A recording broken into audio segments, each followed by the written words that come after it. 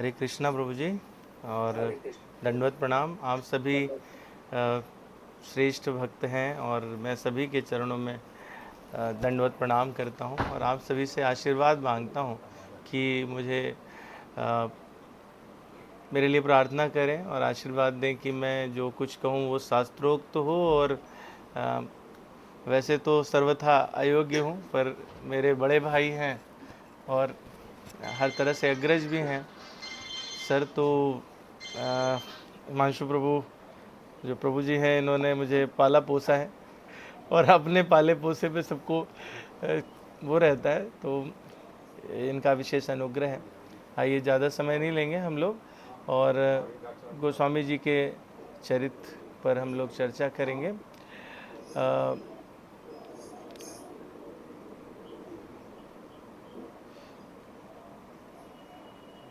मैं थोड़ा सा इसमें जो है वो जूम पे कुछ फ़ोटोग्राफ्स लेके आऊँगा, तो हम लोगों को सुनने समझने में सुविधा भी होगी, है ना। और जैसा कि हम लोग पारंपरिक उसमें मंगलाचरण कर, मेरी आवाज़ आ रही है ना क्लियर?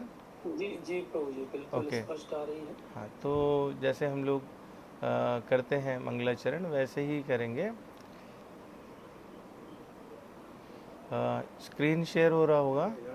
जी प्रभु जी, दिख रहा है आपका स्क्रीन। ओके।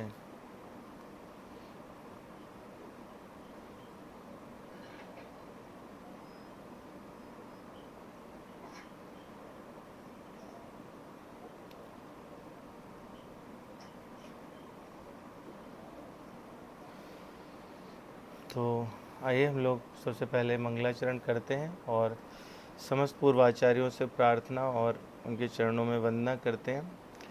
तो हम लोग जो हमारी पारंपरिक वो है उसी पर चलेंगे।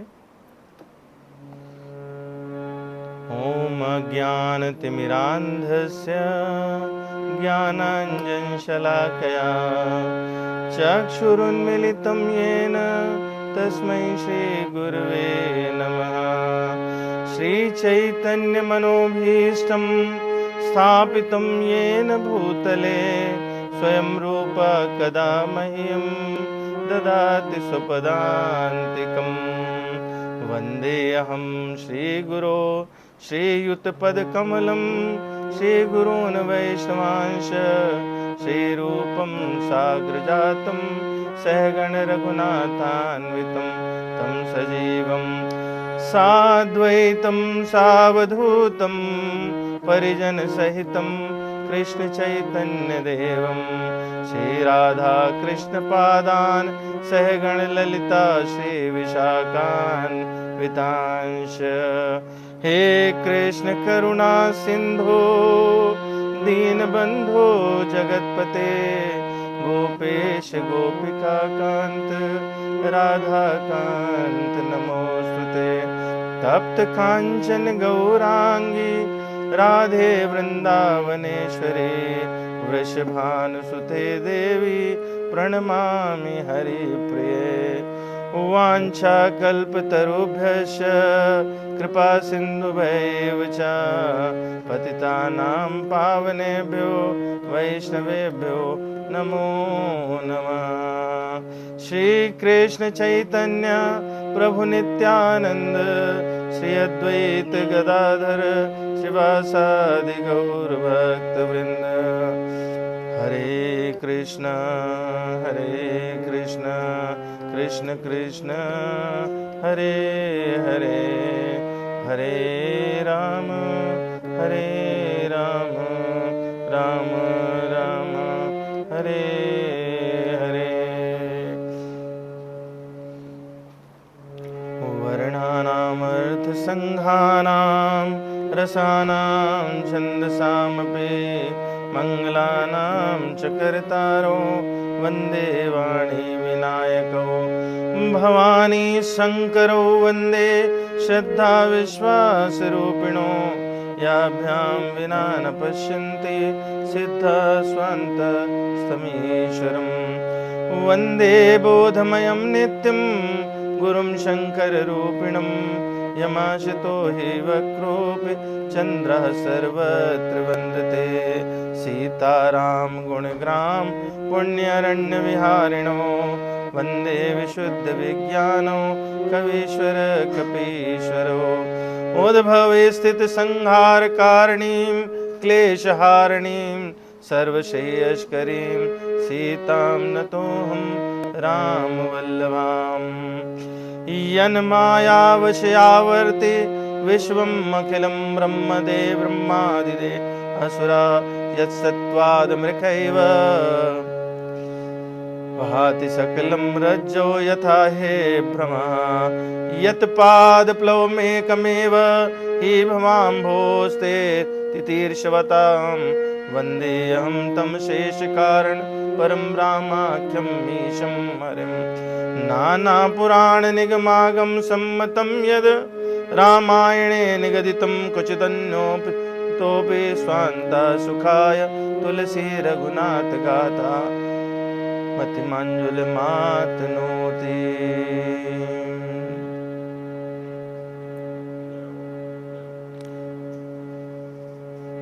वृंदावन बिहारी लाल की जय। श्री राधा श्याम सुंदर भगवान की जय।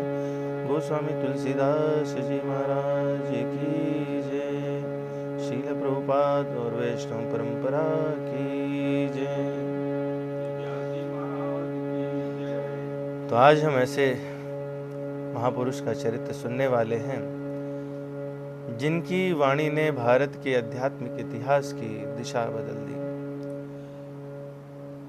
यदि श्रील व्यासदेव जी ने संस्कृत में भागवतम की रचना की तो गोस्वामी तुलसीदास जी ने लोक भाषा में राम कथा की गंगा प्रवाहित की।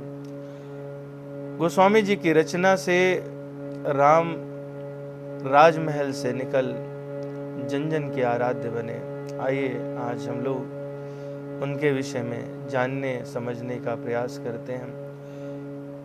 मैंने पहले दिन विचार किया कि सबसे पहले गोस्वामी जी का ही चरित्र कहना चाहिए, क्योंकि उन्हीं का संबल लेकर के भगवान का चरित्र कहना वो किसी साधारण हम जैसे पामर जीव के बस की बात नहीं है, लेकिन गोस्वामी जी के आश्रय से ये कहा जा सकेगा, उनकी कृपा से ही ये संभव है। तो गोस्वामी जी के विषय में हम लोग आइए जानने समझने का प्रयास करते हैं। बंदो गुरुपद कंज कृपा सिंधु नर रूप हरि महामोहतम पुंज जासु बचन रवि कर निकर।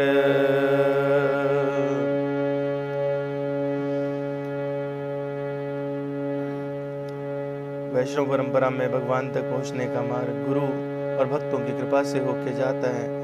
इसलिए मानस के आरंभ में गोस्वामी जी पहले गुरु, फिर भगवान शिव पार्वती और फिर भगवान राम और अंत में संतों की वंदना करते हैं। यस्य प्रसादात् भगवत प्रसादो यस्या प्रसादान गति कुतोपि। क्यों गोस्वामी जी का अवतार हुआ, क्यों महापुरुष अवतार लेते हैं और अवतार के क्या क्या कारण होते हैं। श्रीमद् भगवद गीता में भगवान कहते हैं यदा यदा हि धर्मस्य ग्लानिर्भवति भारत अभ्युत्थानम् अधर्मस्य तदात्मानं सृजाम्यहम्। गोस्वामी जी उसी को लिखते हैं जब जब होय धर्म के हानि बाढ़े असुर अधम अभिमानी। तो जब जब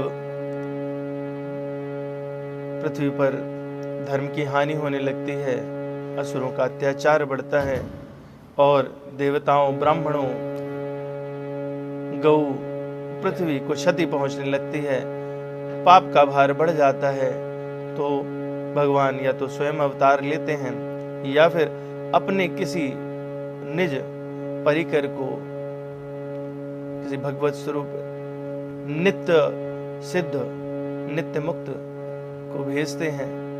वो हमारे आचार्य के रूप में आते हैं, और हमारे लिए कल्याण का मार्ग प्रशस्त करते हैं। तो ऐसे ही गोस्वामी जी ने अवतार लिया। कब? जब मुगलों का आतंक था, धर्म परिवर्तन तेजी से हो रहा था और उस समय सनातन धर्म अत्यंत क्षतिग्रस्त हो चुका था। तो भगवान की प्रेरणा से गोस्वामी जी का अवतार हुआ। और गोस्वामी जी अवतार लेते हैं, किसके अवतार हैं? श्री नाभादास जी लिखते हैं, और कलि कुटिल जीवन स्तार हित वाल्मीकि तुलसी भयो, त्रेता काव्य निबंध करे सतकोटि रामायण, एक अक्षर उच्चरे ब्रह्म हत्यादि पलायन। अब भक्तनि दुख दैन बहुरे लीला विस्तारी, रामचरण रसमत रटत अहनिस व्रत धारे, संसार अपार के पार को सुगम रूप नौकालयो, कलि कुटिल जीवन स्तार हित वाल्मीकि तुलसी भयो। महर्षि वाल्मीकि जी ने गोस्वामी जी का के रूप में अवतार लिया। और आदि कवि वाल्मीकि जी ने त्रेता युग में श्री रामायण नाम का एक महाकाव्य लिखा, जिसकी जो मूल संख्या लगभग 100 करोड़ की थी। और उसके बाद में जब देखा कि इतना विस्तृत ग्रंथ है जो कि नहीं ग्राह्य हो सकता, तो पुराण में कथा आती है कि भगवान शिव ने उसके 3 भाग किए, फिर उसके 3 भाग और उसके 3 भाग, ऐसे करके जो श्लोक अभी 24,000 श्लोक देखते हैं श्री वाल्मीकि रामायण में, वो उतने बचे। और अंत में जो एक बच रहा था, एक श्लोक जिसको राम नाम में परिवर्तित करके भगवान शिव ने स्वयं के लिए रख लिया, और वो हमेशा राम नाम का जप करते रहते हैं। तो इस सुंदर नौका का, कौन सी नौका? श्री रामचरितमानस रूपी नौका, इसका निर्माण गोस्वामी तुलसीदास जी करते हैं। किसके अवतार हैं? श्री वाल्मीकि जी के अवतार हैं। अवतार का मतलब होता है अवतरण, ऊपर से नीचे आना। ऊपर से नीचे आना यानी भगवान ऊपर से नीचे आते हैं या उनके परिकर आते हैं। कभी कभी ऐसा होता है कि जब भगवान स्वयं सोचते हैं कि हमारे से पहले जो उनके प्रिय जीव हैं उनका उद्धार करने के लिए कोई अति करुणा में जाए, तो उनके परिकरों का अवतार होता है। अवतार शब्द का अगर हम लोग शब्दकोश देखेंगे तो उसमें अव शब्द का मतलब होता है रक्षण, और तार है तारण। तो जो रक्षण करे और तारण करे वो क्या है? अवतार। भगवान कभी भी आते हैं तो परित्राणाय साधूनां विनाशाय च दुष्कृतां धर्म संस्थापनार्थाय संभवामि युगे युगे। जब भी भगवान आते हैं तो किसके लिए आते हैं? अपने भक्तों के लिए आते हैं, उनका उद्धार करने के लिए, उनसे प्रेम प्रकट करने के लिए और उनके प्रेम पास में बंध जाने के लिए आते हैं। और ये ऐसा भगवान क्यों करते हैं? हम लोग इस न्याय से समझ सकते हैं। भगवान कहते हैं ममैवांशो जीवलोके जीत जीव भूता सनातन, या गोस्वामी जी लिखते हैं ईश्वर अंश जीव अविनाशी। भगवान के अंश हैं, तो जो भगवान में गुण है मूलतः वो जीव में गुण रहते हैं। उस संसार में माया के प्रभाव से विकृत हो जाते हैं, पर गुण तो वही रहते हैं। तो हमारे गुण कैसे हैं? जब वो विकृत हो जाते हैं फिर भी वो कहीं ना कहीं उसको परिलक्षित कर रहे होते हैं। एक उदाहरण के माध्यम से आइए समझते हैं इसको। गांव में कुएं देखे हैं हम सभी ने, और उनमें कभी कभी लोटा गिर जाया करता है या बर्तन बाल्टी गिर जाते हैं, तो क्या करते हैं? एक रस्सी लगा के उसमें कांटे होते हैं और उन कांटों को नीचे डाल दिया जाता है और वो बर्तन या वो पात्र उसमें फंस के बाहर आ जाता है। तो भगवान जब हमको एक उस छोटे से पात्र से इतना प्रेम रहता है, तो हम तो भगवान के अंश हैं, तो भगवान को हमसे कितना प्रेम है।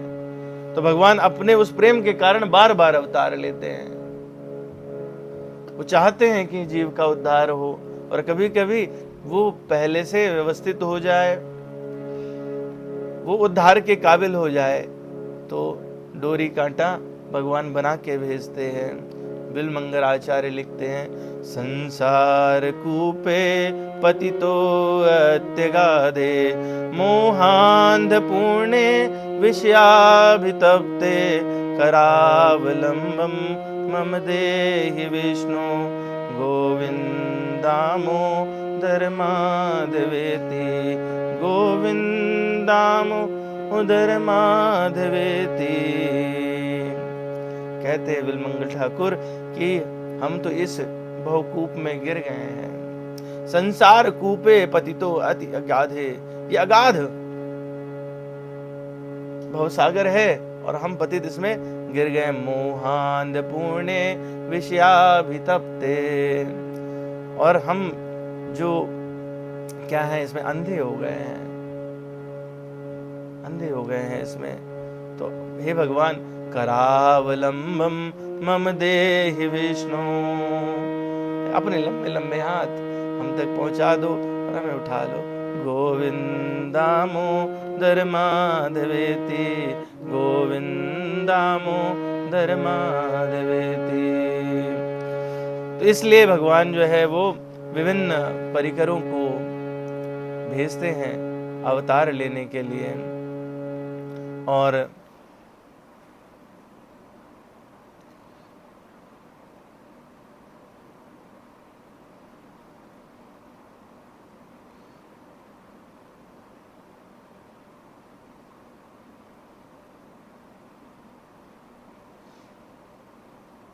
स्क्रीन शेयर हो रही है क्या प्रभु जी? जी प्रभु जी, हरे कृष्ण। हाँ, स्क्रीन शेयर हो रही है ना प्रभु जी? जी जी। ओके।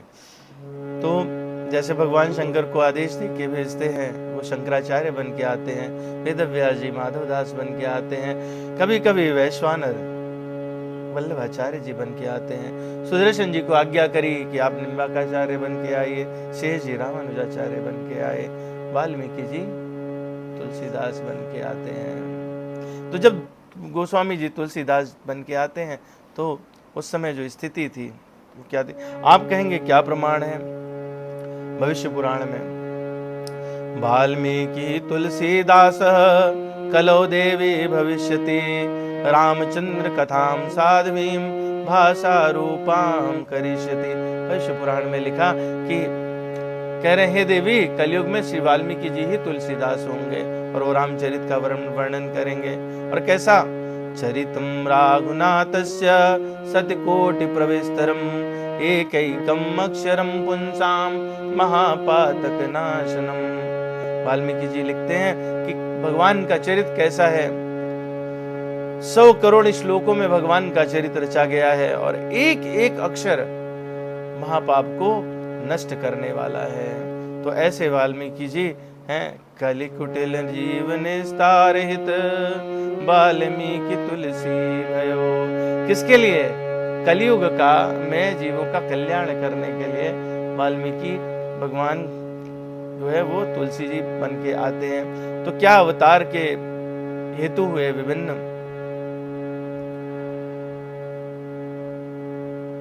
इसमें अलग अलग कथाएं प्रचलित हैं। एक कथा ये आती है कि श्री हनुमान जी एक बार बहुत प्रसन्न हुए, भाव विभोर हुए, और ऐसे में उनकी इच्छा हुई कि जो सारा रामचरित उन्होंने देखा है भगवान के सानिध्य में रह करके उसको लिखा जाए। और उसको लिखने के लिए उन्हें किसी शाही या कलम की आवश्यकता नहीं थी। क्यों? क्योंकि उनके जो नाखून हैं वो कैसे हैं? वज्र की तरह हैं। हेम शैलावधेहम धनुजवन कृशानुम। तो वो उन्होंने अपने उन नाखूनों से खरोच खरोच करके समुद्र के किनारे बड़ी शिलाओं पर वो रामायण लिखी जो उनके सामने हुई, पूरा रामचरित लिखा। और उस रामचरित में जो लिखा उसको कहा गया हनुमान नाटक। उसका अभी मूल बहुत कम श्लोक उपलब्ध हैं, बाकी सब तो कथा इस प्रकार से है कि उन्होंने लिखा, और पहला श्लोक जो लिखा, कल्याणानां निधानं कलिमलमथनं पावनं पावनानां पाथेयं यन्मुमुक्षो सपदि परिपद प्राप्ते परिस्थस्य विश्रामस्थानम् एकं कविवर्वचासं जीवनं सज्जनानां बीजं धर्मद्रुमस्य प्रभवतु भवतां भूते राम नाम। सकल कल्याणों का निवास, कलयुग के पापों को नष्ट करने वाला और पवित्र को भी पवित्र करने वाला, पावन को भी पावन करने वाला, कल्याणा नाम निधानम कलिमल मथनम पावनम पावना नाम पाथेयम, जिस पर अनुगम्य है, जिस पर चलना चाहिए, परम मोक्ष की पाने की लालसा से जो प्रस्थान करने वाले मुमुक्ष हैं, उनका एकमात्र सहारा आश्रय विश्राम स्थानम एकम कविवर वचसाम जीवनम सज्जनानाम। और ऐसा क्या है, बीजम धर्म द्रुमस्य प्रभवतु प्रभताम भूतये राम नाम। वो राम नाम सभी के लिए कल्याणकारी और ऐश्वर्य हो, ऐसे श्लोक उसमें उद्धत किए। इधर वाल्मीकि जी को ब्रह्मा जी ने आज्ञा की थी कि आप रामायण की रचना करिए। आपको जो रामायण दिखेगी वो कैसी दिखेगी, वो आपको हाथ में रखे हुए आंवले के समान दिखेगी, सारे चरित्र प्रकट हो जाएंगे और आप उसको अक्षरशः लिखेंगे। पूछा कि अभी तो पूरा रामचरित हुआ भी नहीं है, भगवान ने तो अभी पूरा अपना लीला भी संवरण नहीं किया, तो ऐसे में तो ब्रह्मा जी ने कहा कि आप जो लिखेंगे भगवान वही लीला करेंगे। वाल्मीकि जी ने वो रामायण लिखी और हनुमान जी से प्रसन्नतापूर्वक उसको शेयर करने के लिए पहुँचे। इधर हनुमान जी मस्त होकर के नृत्य कर रहे हैं और अपना हनुमान नाटक उसको बार बार पढ़ते हैं और प्रसन्न होते हैं। वाल्मीकि जी पहुँचे और पहला श्लोक देखा। आभास हुआ कि यदि हनुमान नाटक संसार में रहा तो वाल्मीकि रामायण कोई पढ़ेगा नहीं, सुनेगा नहीं, इसका जो ऐश्वर्य है वो उतना नहीं रह जाएगा। तो ऐसे में उन्होंने हनुमान जी से प्रार्थना की और अपना ग्रंथ, अपनी रचना हनुमान जी को दिखाई। जब हनुमान जी ने देखा है उसको तो उन्होंने भूरि भूरि आशीर्वाद दिया, प्रसन्न हुए। तो उन्होंने कहा कि प्रसन्न है तो मुझे मेरी एक इच्छा पूरी करिए। हनुमान जी ने कहा कि आपको जो प्रिय है आप मांगे। उन्होंने कहा कि यदि आपका यह हनुमान नाटक रहा तो हमारे श्री रामायण ग्रंथ को कोई नहीं पढ़ेगा, इसका ऐश्वर्य जाता रहेगा, तो मैं चाहता हूँ आप इसको समुद्र में विसर्जित कर दें।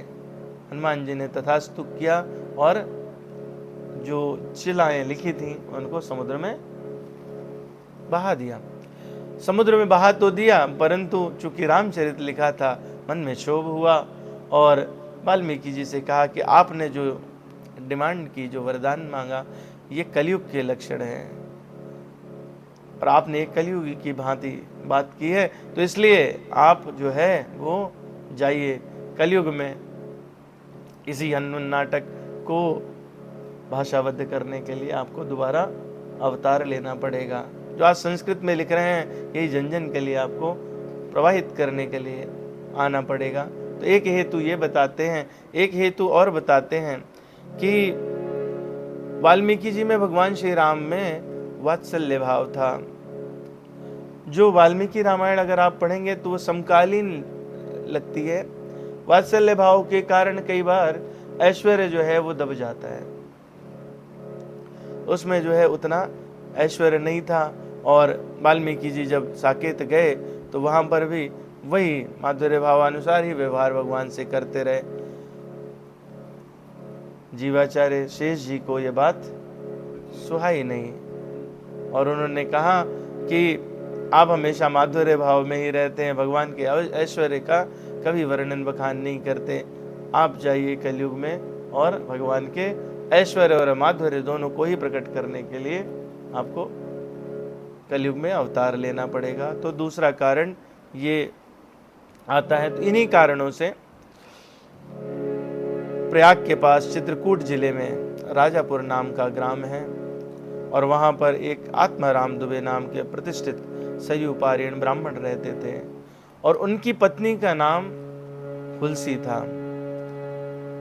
संवत 1554 की श्रावण की शुक्ल पक्ष की सप्तमी के दिन अभुक्त मूल नक्षत्र में इन्हीं आत्माराम दुबे और उनकी धर्मपत्नी हुलसी के यहाँ गोस्वामी तुलसीदास जी का जन्म हुआ। इनके एक परंपरा में शिष्य हुए बेणी माधव दास जी। उन्होंने मूल गोसाई चरित लिखा है। 4 प्रमुख लोगों की रचनाएं गोस्वामी जी के जीवन के संबंध में कही जाती हैं, जिनमें सबसे प्रामाणिक गोसाई चरित ही माना जाता है, मूल गोसाई चरित जो बेणी माधव दास जी ने लिखा है। तो उसके अनुसार ही हम लोग चर्चा कर रहे हैं। बाकी यत्र तत्र जहाँ संतों के वचन मिले, कुछ पुस्तकों से मैंने एकत्रित किया, वो आपके सामने प्रस्तुत करने का प्रयास करूंगा। तो मूल गोसाई चरित में लिखते हैं 15 से 54 विषय कालिंदी के तीर, श्रावण शुक्ला सप्तमी तुलसी धर्यो शरीर। 1554 कालिंदी यानी यमुना जी के निकट श्रावण शुक्ला सप्तमी को गोस्वामी जी ने शरीर धारण किया। बिल्कुल कालिंदी के तट पर वो घर है। आप सभी चित्रकूट जाएं तो राजापुर अवश्य जाएं और दर्शन करें। वहाँ पर स्वयं प्रकट गोस्वामी जी की विग्रह भी हैं और भगवान भी वहाँ विराजते हैं। वहाँ नरसिंह भगवान जो शालिग्राम रूप में थे, जिनका सेवन गोस्वामी जी करते थे, वो भी वहाँ विराजते हैं। उनका दर्शन करें। वो प्रकट नरसिंह भगवान के रूप में दिखाई देते हैं और वहाँ भगवान शिव भी विराजते हैं, जिन पर औरंगजेब ने प्रहार किया और उनको तोड़ नहीं पाए, उस शिवलिंग को विक्षिप्त नहीं कर पाए, अंत में उसको हारना पड़ा। तो ये इनका जरूर दर्शन करना चाहिए। तो वो उसी घर में आत्माराम जी के यहाँ बड़े उल्लास के साथ पुत्र का जन्मोत्सव मनाया जाने वाला था। बधाई बटने वाली थी और सारे ग्राम के जो प्रतिष्ठित लोग थे वो सब एकत्रित थे। ऐसे में अंदर से एक दासी निकली और दौड़ती हुई आई, आत्माराम जी के समीप आकर कहने लगी, महाराज आपको घर में बुलाया जा रहा है। आत्माराम जी ने देखा, बोले मुझे बुलाया जा रहा है, क्यों? बोले आपके यहाँ एक अद्भुत बालक ने जन्म लिया। अद्भुत? कैसा अद्भुत? बताने लगी, प्रथम तो वो जन्म से के समय किंचित रोया नहीं। बच्चे रोते नहीं। आज हमारे मेडिकल साइंस में ऐसा बोलते हैं कि अगर बच्चा जन्म के समय न रोए तो इसका मतलब विकार युक्त है, उसमें हाइपोक्सिया हो जाएगा, कुछ उसने एस्पिरेट कर लिया है, उसके लिए उसको वेंटिलेटर आदि पे भी रखना पड़ता है। तो बच्चा रोया नहीं, ये थोड़ा दिक्कत वाली बात है। दूसरा, गर्भ से जैसे ही बाहर निकला तो उसने माँ, रोना ऐसा कुछ नहीं किया, राम शब्द का उच्चारण किया। अजीब बात लगी। तीसरी बात, मुख में 32 दांत हैं।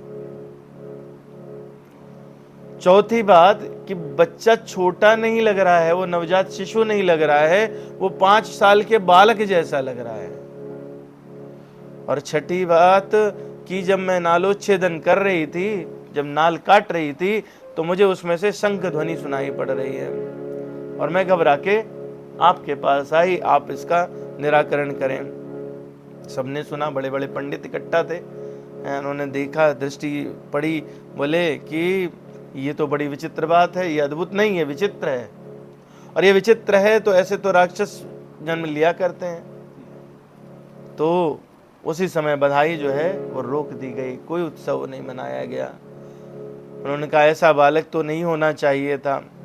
भीतर पहुंचे तो देखा, आंखें सजल हो गईं और लगा कि आत्माराम जी दुखित हो गए। उन्हें लगने लगा कि ये मेरे किसी पूर्वकृत पाप का परिणाम है जो ऐसा बच्चा हमारे यहाँ हुआ।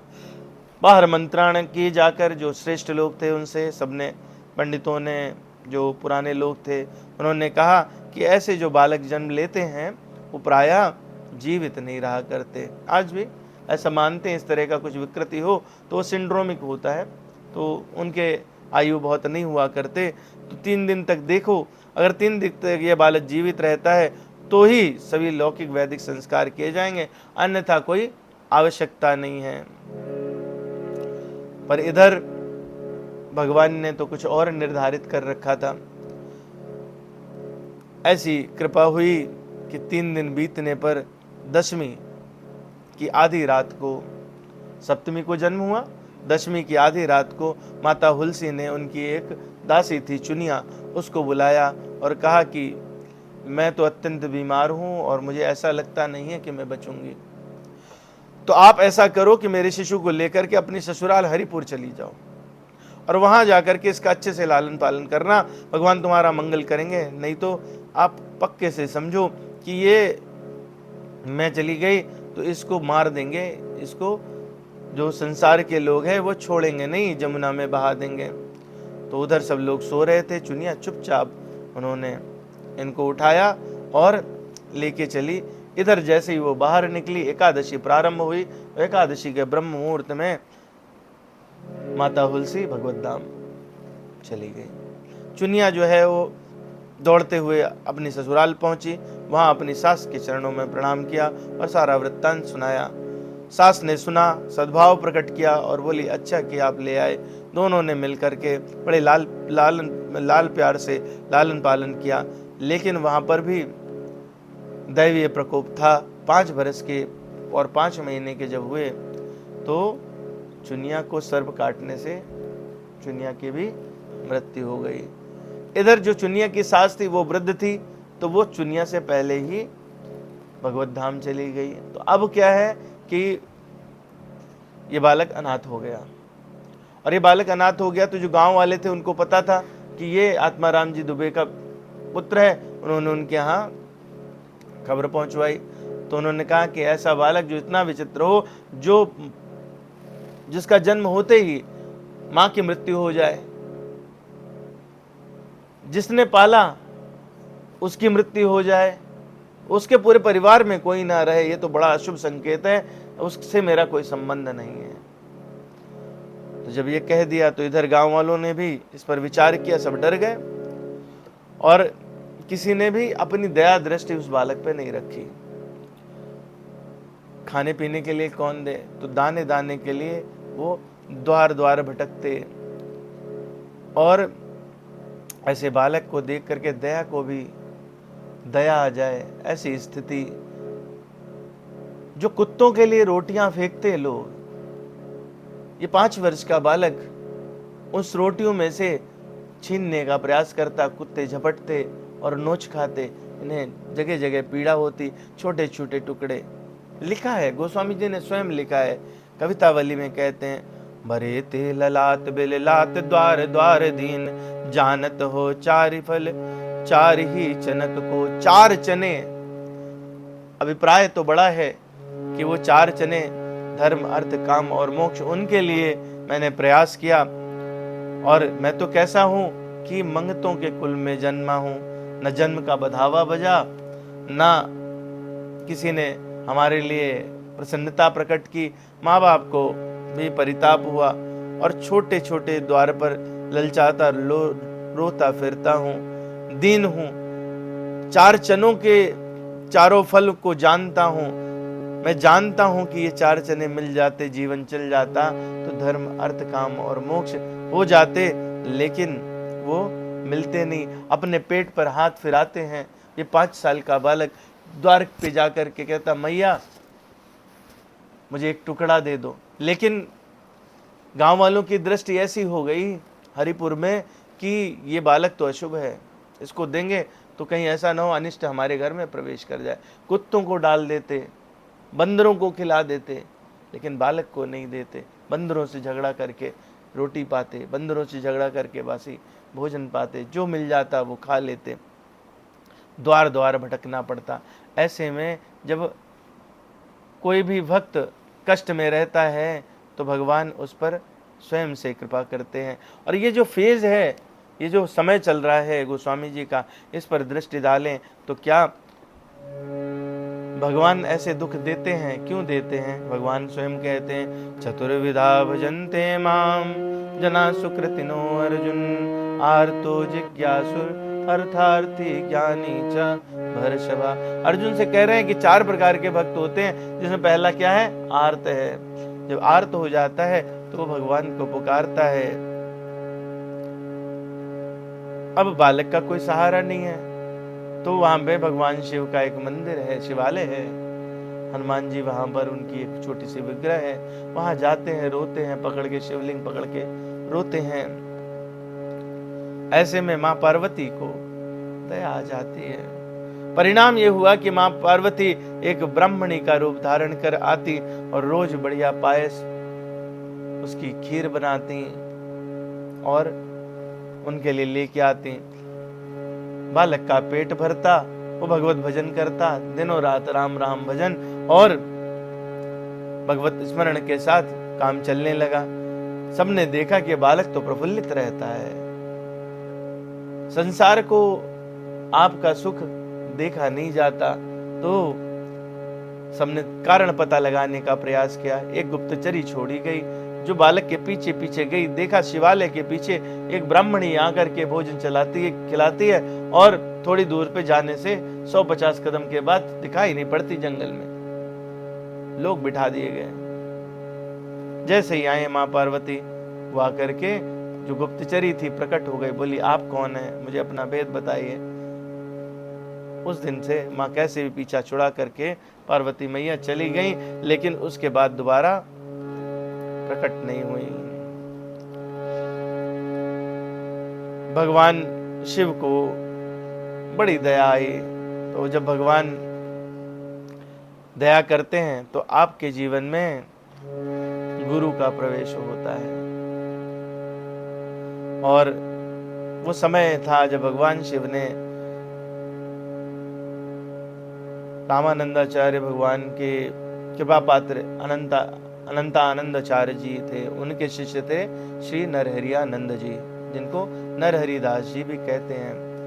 उनके मन में प्रेरणा की, उनको स्वप्न हुआ कि ऐसा एक बालक है जो शिवालय के आसपास रहता है और आप जाइए, आप जा करके उसको दीक्षा दीजिए। नरहरिदास जी कहाँ रहते थे? श्री चित्रकूट में रहते थे। और हरिपुर गांव जो है वो आप देखेंगे तो यमुना के निकट ही है। तो वहां से कुछ आज की वर्तमान स्थिति में 60 किलोमीटर का डिस्टेंस बनता है। तो वहां से जो है वो नरहरि दास जी चले और वहां पहुंचे, ब्राह्मण को ढूंढा, बालक कहाँ है, बालक से मिले और उनको खूब प्रेम दिया, दुलार किया और फिर लेकर के अपने स्थान के लिए चले। चूंकि उनको भी कथा विदित हुई कि इन्होंने जन्म के समय राम नाम बोला था, इसलिए इनका नाम उन्होंने रखा राम बोला। तो अब तक बालक का नाम नहीं था, बालक क्या का नाम हुआ? राम बोला। राम बोला हुआ और वहां से ये अपने स्थान के लिए पहुंचे। वहां पर चित्रकूट से उन्हें लगा कि इसकी जो सही व्यवस्था होगी वो अयोध्या में होगी। भगवान की प्रेरणा हुई, अयोध्या पहुंचे, वहां उनका यज्ञोपवीत संस्कार कराया। वो यज्ञोपवीत संस्कार जब करा रहे थे तो पहली बार जब यज्ञोपवीत कराते हैं तो उस समय गायत्री मंत्र की दीक्षा दी जाती है। उच्चारण करने से पूर्व ही बिना बताए राम बोला को गायत्री मंत्र कंठस्थ था। उन्होंने जब संस्कार करने की दीक्षा दी और वो श्लोक कहने को कहा तो पूरा गायत्री मंत्र उन्होंने एज इट इज सुना दिया। तो उन्हें उनकी विलक्षणता का आभास हुआ और वहां से फिर विद्याध्ययन उनको कराना शुरू किया। थोड़े दिनों बाद दोनों ही गुरु शिष्य शुकर क्षेत्र में पहुंचे। शुकर क्षेत्र के विषय में क्या कहूँ, तो शुकर क्षेत्र ऐसे मान लीजिए कि सोरों, यहाँ का सोरों अलग अलग स्थान कहे गए। प्रमाण आते हैं कि गोंडा के पास एक स्थान है, एक अयोध्या के पास स्थान है, जहाँ जहाँ से यमुना जी जा रही हैं, गंगा जी जा रहे हैं, उनके सन्निकट ही हैं। लेकिन तो सोरों या सुकर क्षेत्र पहुँचे और वहाँ पर जो है वो चूँकि भगवान शिव ने उनको प्रेरणा दी थी कि इनको आप रामचरित का अध्ययन कराइए। सुकर क्षेत्र सोरो पहुँचने के बाद में गंभीर विषय से बार बार उनसे चर्चा करते। गोस्वामी जी ने इसकी चर्चा की है, रामचरितमानस में लिखते हैं, मैं पुनि निज गुरु सन सुनी कथा सुसूकर खेत, समुझी नहीं तसि बालपन तबे अति रहो अचेत, तदप कहीं गुर बारही बारा, समुझ परी कछु मति अनुसारा। तो गोस्वामी जी ने रामचरितमानस में इस चीज का संकेत किया है। तो सुकर क्षेत्र में उनको कथा सुनाते और वो कथा सुनते ध्यान पूर्वक और उसको कंठस्थ करने का प्रयास करते।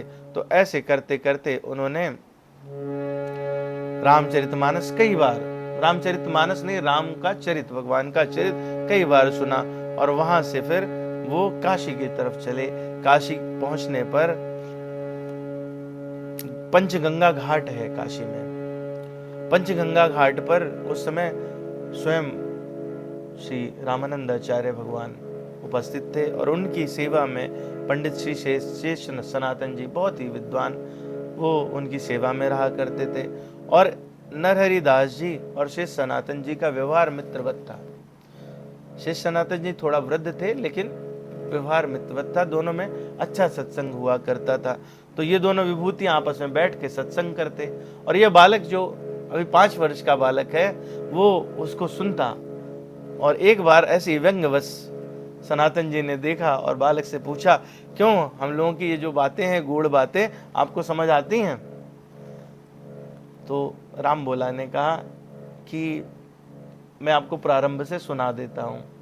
और जो जो चर्चाएं उन्होंने की थी वो पूरी यथावत वैसे ही राम बोला ने दोनों को सुनाया। इस विलक्षणता को देख करके शेष सनातन जी चमत्कृत हो उठे और उन्होंने फिर यह निर्णय लिया कि मैं स्वयं इस बालक को शिक्षा दूंगा।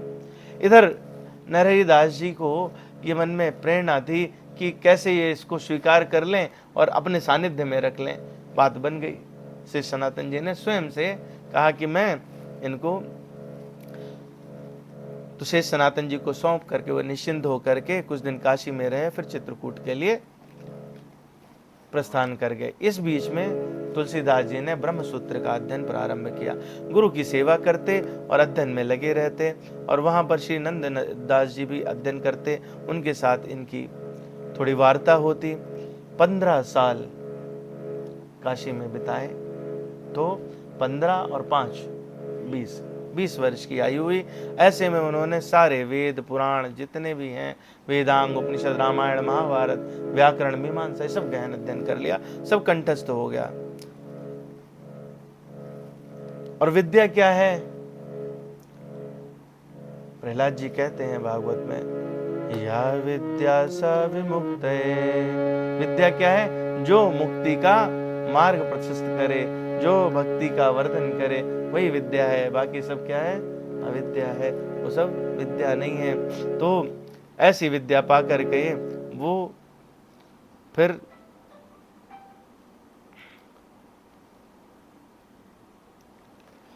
आगे बढ़े हैं और अपने जहाँ पर गांव था, जहाँ लालन पालन हुआ था, वहाँ पहुँचे तो देखा कि उनका वो चुनिया दासी वाला जो घर है वो खंडहर हो गया है। अपने लिए भी उन्होंने सोचा कि हमारे पिता की हालचाल लें। तो वहाँ का एक व्यक्ति था, एक भाट था, एक नाई था, उससे पूछा तो बोले कि जब दासी का देहांत हुआ और वो बालक अनाथ हो गया तो जब गांव वालों ने खबर पहुंचाई और आत्माराम दुबे जी ने तिरस्कृत कर दिया, वहाँ उसी समय एक महात्मा पधारे। उन्होंने उनको श्राप दिया कि आपके वंश का समूल नाश हो जाए। जो ऐसे बालक को ऐसे छोड़ देते हैं वो, क्योंकि भगवान खुद ही कहते हैं, शरणागत जेत जय निज अनहित अनुमान, ते नर पावर पाप में ते नहीं बिलोकत हान। बड़ा दुख हुआ। और दीक्षा के बाद में इनका जो नाम है वो रामबोला का नाम तुलसीदास हो गया था। तो बड़ा दुख हुआ। इन्होंने श्राद्ध आदि किया, वहाँ पर एक छोटी सी कुटिया बनाई और वहीं श्राद्ध तर्पण करके रहने लगे। विद्यार्जन कर चुके थे तो आजीविका इनकी बढ़िया, विद्यार्जन के बाद में उससे चलने लगी। कार्तिक माह में यमुना के तट पर, कालिंदी के तट पर, जो इनका गांव है पैतृक राजापुर में, वहां पर द्वितीया का पुण्य पर्व लगा करता है, मेला होता है और जिसमें कथा होती है। तो उस कथा की परंपरा अभी भी है। तो वो कथा होती है और वहां पे गोस्वामी तुलसीदास जी कथा कह रहे थे। उधर पास में ही यमुना जी के इस पार राजापुर है और उस पार एक गांव है जिसका नाम है तारीपतो। तारीपतो गांव में एक ब्राह्मण रहा करते थे, उनकी बड़ी सुंदर सुयोग्य कन्या थी। तो वो कथा सुनने आए थे और गोस्वामी जी की वाणी पर और इनके रूप पर मुग्ध हो गए। इनमें वैराग्य भाव था उस समय। तो वैराग्य भाव होने से जब उन्होंने कन्या के विवाह का प्रस्ताव रखा तो ये माने नहीं। प्रारंभ में वो इनके चरणों को पकड़ के बैठ गए। बोले मेरी कन्या का नाम रत्ना है, रत्नावली है, एक बार आप मिल लो, देख लो, देखना चाहो तो। कोई था नहीं, अनाथ थे, स्वयं ही अपने बड़े भी स्वयं ही थे, छोटे भी स्वयं थे, स्वयं कोई विवाह करना था। रत्नावली को देखा और मुग्ध हो गए। अत्यंत सुंदर थी, बहुत धार्मिक रत्नावली थी। ब्राह्मण ने इधर अन्न जल छोड़ा हुआ था तो उनको आश्वासन दिया मैं विवाह कर लूंगा और शुभ लग्न देखा गया। ज्येष्ठ मास की शुक्ल पक्ष में 1583, तो 1583 में इनका विवाह हुआ। अत्यंत रमणीय कन्या, अनुपम छटा वाली और अत्यंत धार्मिक। वो उनकी खूब सेवा करती, ये जितना धनार्जन करते घर लेके आते, अच्छी गृहस्थी चलती और पत्नी में आसक्ति बढ़ती चली गई। पत्नी में आसक्ति बढ़ती रही। एक बार गोस्वामी जी अपनी पत्नी को कभी मायके नहीं जाने देते थे। एक बार कथा लगी, 3 दिन के लिए बाहर गए। ऐसे में उनका भाई आया था रत्नावली का, रत्नावली उनके साथ चली गई। जब चली गई, ये घर पहुंचे तो देखा कि पत्नी नहीं दिखाई दी और आसक्ति के कारण, उस मुग्धता के कारण इनको मन में संकल्प हुआ कि अभी जाना है। रात्रि का समय था, भयानक वर्षा हो रही थी। कहा जाता है, कुछ कहते हैं कि मगरमच्छ को पकड़ के तैर के गए, कुछ कहते हैं कि वहां पे लाश थी या तख्ती थी, उसको तैर के गए। अलग अलग प्रकार की कथाएं हैं, पर यह बात बिल्कुल सत्य है कि प्रवाह के विपरीत पूरी यमुना जी को पार करके ये तारीपतो पहुंचे। और आगे मैंने इसको कहीं पढ़ा नहीं, अलग अलग कथाओं में, धारावाहिकों में प्रचलित किया गया, परंतु इस बात को मैंने कहीं नहीं पढ़ा कि वो मुर्दे को पकड़ के गए हों और सांप की रस्सी से ऊपर चढ़े हों। पर हाँ, ये बात सत्य है कि जब वहां पहुंचे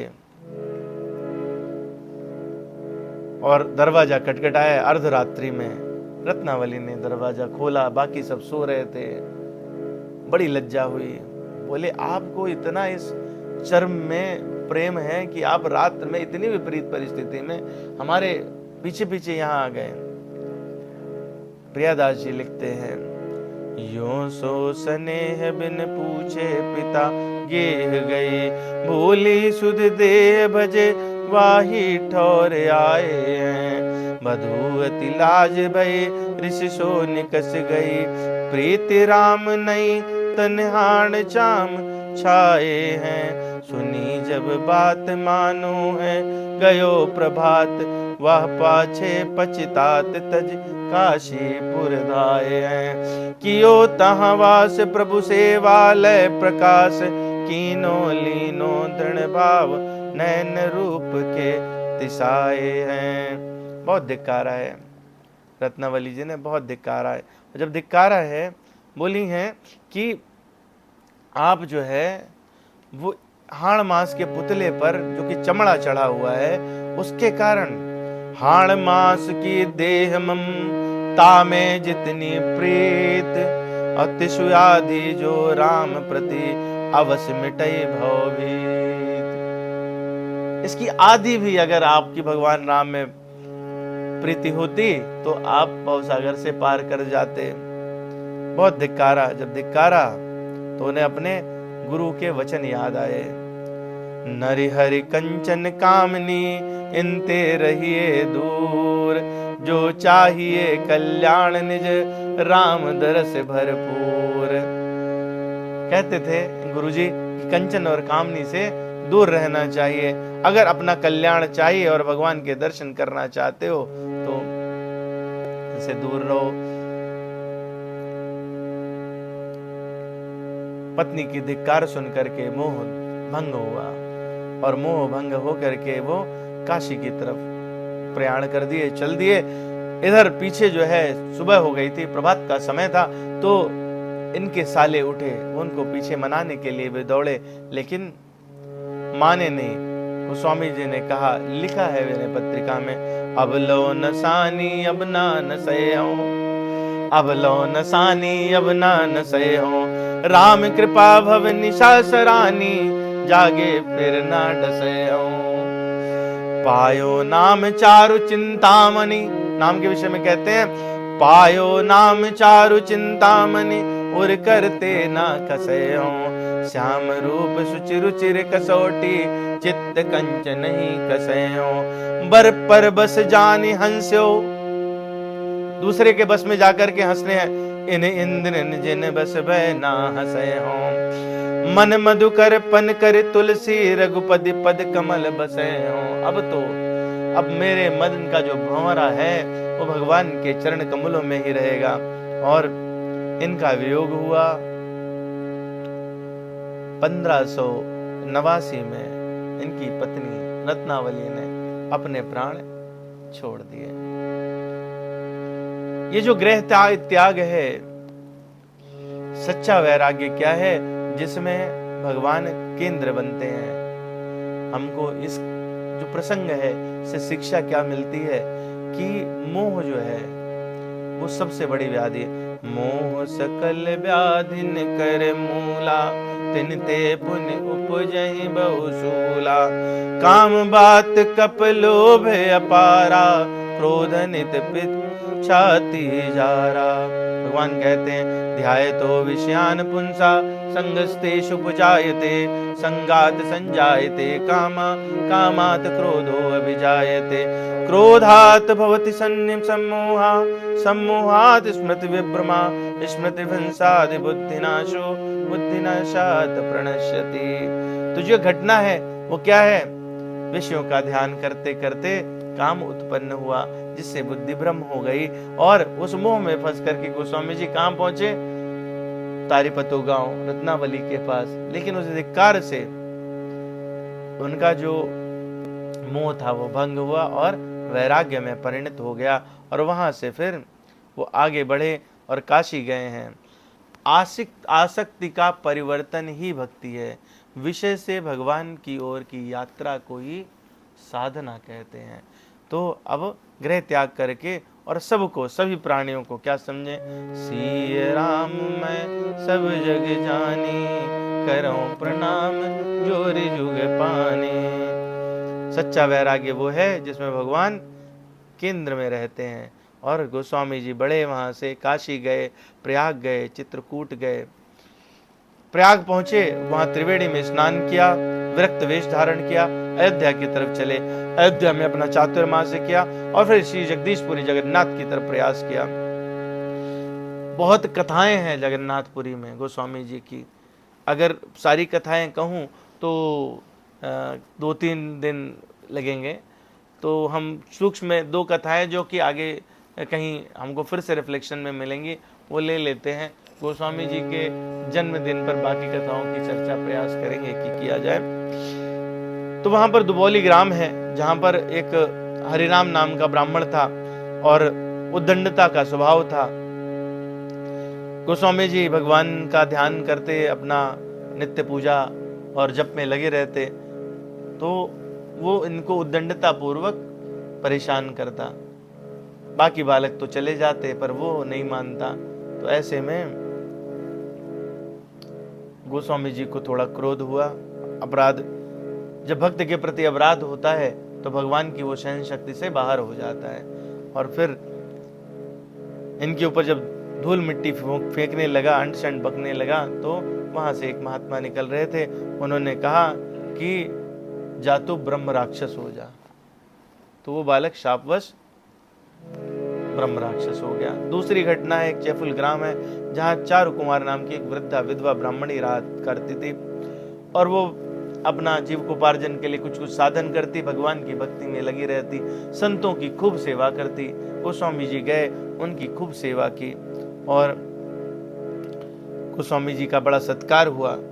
तो उनकी स्थिति जब देखी गोस्वामी जी ने, तो उन्होंने वरदान दिया कि जिस वस्तु पर आप हाथ रखेंगे वो अक्षय हो जाएगी। कितना खर्च करेंगे आपको कभी कमाने की जरूरत नहीं रहेगी, घटेगा नहीं। संतों की सेवा करेंगे, आपका भंडार अक्षय की तरह भरा रहेगा। तो ये दो विशेष घटनाएं वहां हुई। विचरते विचरते जगन्नाथपुरी पहुंचे। जगन्नाथपुरी में जैसे जैसे अवकाश मिलता, श्रीमद् वाल्मीकि रामायण की एक प्रति अपने हाथ में रखते और उसको कॉपी करते रहते। वहां से फिर चले रामेश्वर, रामेश्वरम से बद्रिकाश्रम, और बद्रिकाश्रम में साधना की, नर नारायण और वेद व्यास जी का साक्षात दर्शन प्राप्त किया। वहां से फिर मानसरोवर पहुंचे। मानसरोवर में भगवान कैलाश नाथ के दर्शन हुए, और फिर सुमेरगिरी, नीलांचल, और फिर वापस लौट के मानसरोवर आए, कैलाश की परिक्रमा की। इस प्रकार से 14 वर्ष 10 महीने 17 दिन में पैदल तीर्थाटन करके वापस काशीपुर पहुंचे। जब इन्होंने घर छोड़ा, 15 साल करीब पत्नी के साथ रहे, 35 साल और फिर 14 वर्ष ये बिताए, तो अभी करीब 35 और 15 50, धीरे धीरे करके वापस काशी आ गए। और काशी पहुंच करके काशी में जो ये यात्राएं हैं, यात्राओं का एकमात्र जो है वो अपने मन को भगवान में निवेशित करने का रहता है, उसके अलावा कोई दूसरा। तस्मात् केनाप्युपायेन मनः कृष्णे निवेशयेत्। कैसे भी किसी उपाय से भगवान में जो है वो अपने को निवेशित करना, यही परम लक्ष्य है, और कोई इसके अलावा लक्ष्य होना नहीं चाहिए। संतों के लिए, ब्राह्मणों के लिए, साधकों के लिए काशी पहुँचे हैं, और काशी पहुँच करके भगवान की कथा कहते, भगवत स्मरण करते। वहाँ एक घटना होती है काशी प्रवास में। वो है, एक प्रेत मिला है जहाँ से इनके जीवन का परिवर्तन हो जाता है। क्या करते थे, शौच जाते थे, शौच से लौटते समय जो उसमें बचा हुआ जल रहता था, वो एक वृक्ष था। किन्हीं कथाओं में बेर लिखा है और किन्हीं कथाओं में पीपल लिखा है। तो उस वृक्ष पर डाल देते। वो जल डालने पर वहां पर क्या था, एक प्रेत रहा करता था। प्रेत का मुख बड़ा छोटा होता है, सुई नुमा होता है, तो उनको पीने में भी, अपनी पिपासा शांत करने में बड़ा समय लगता है। तो थोड़े जल से पिपासा उसकी शांत हो जाती।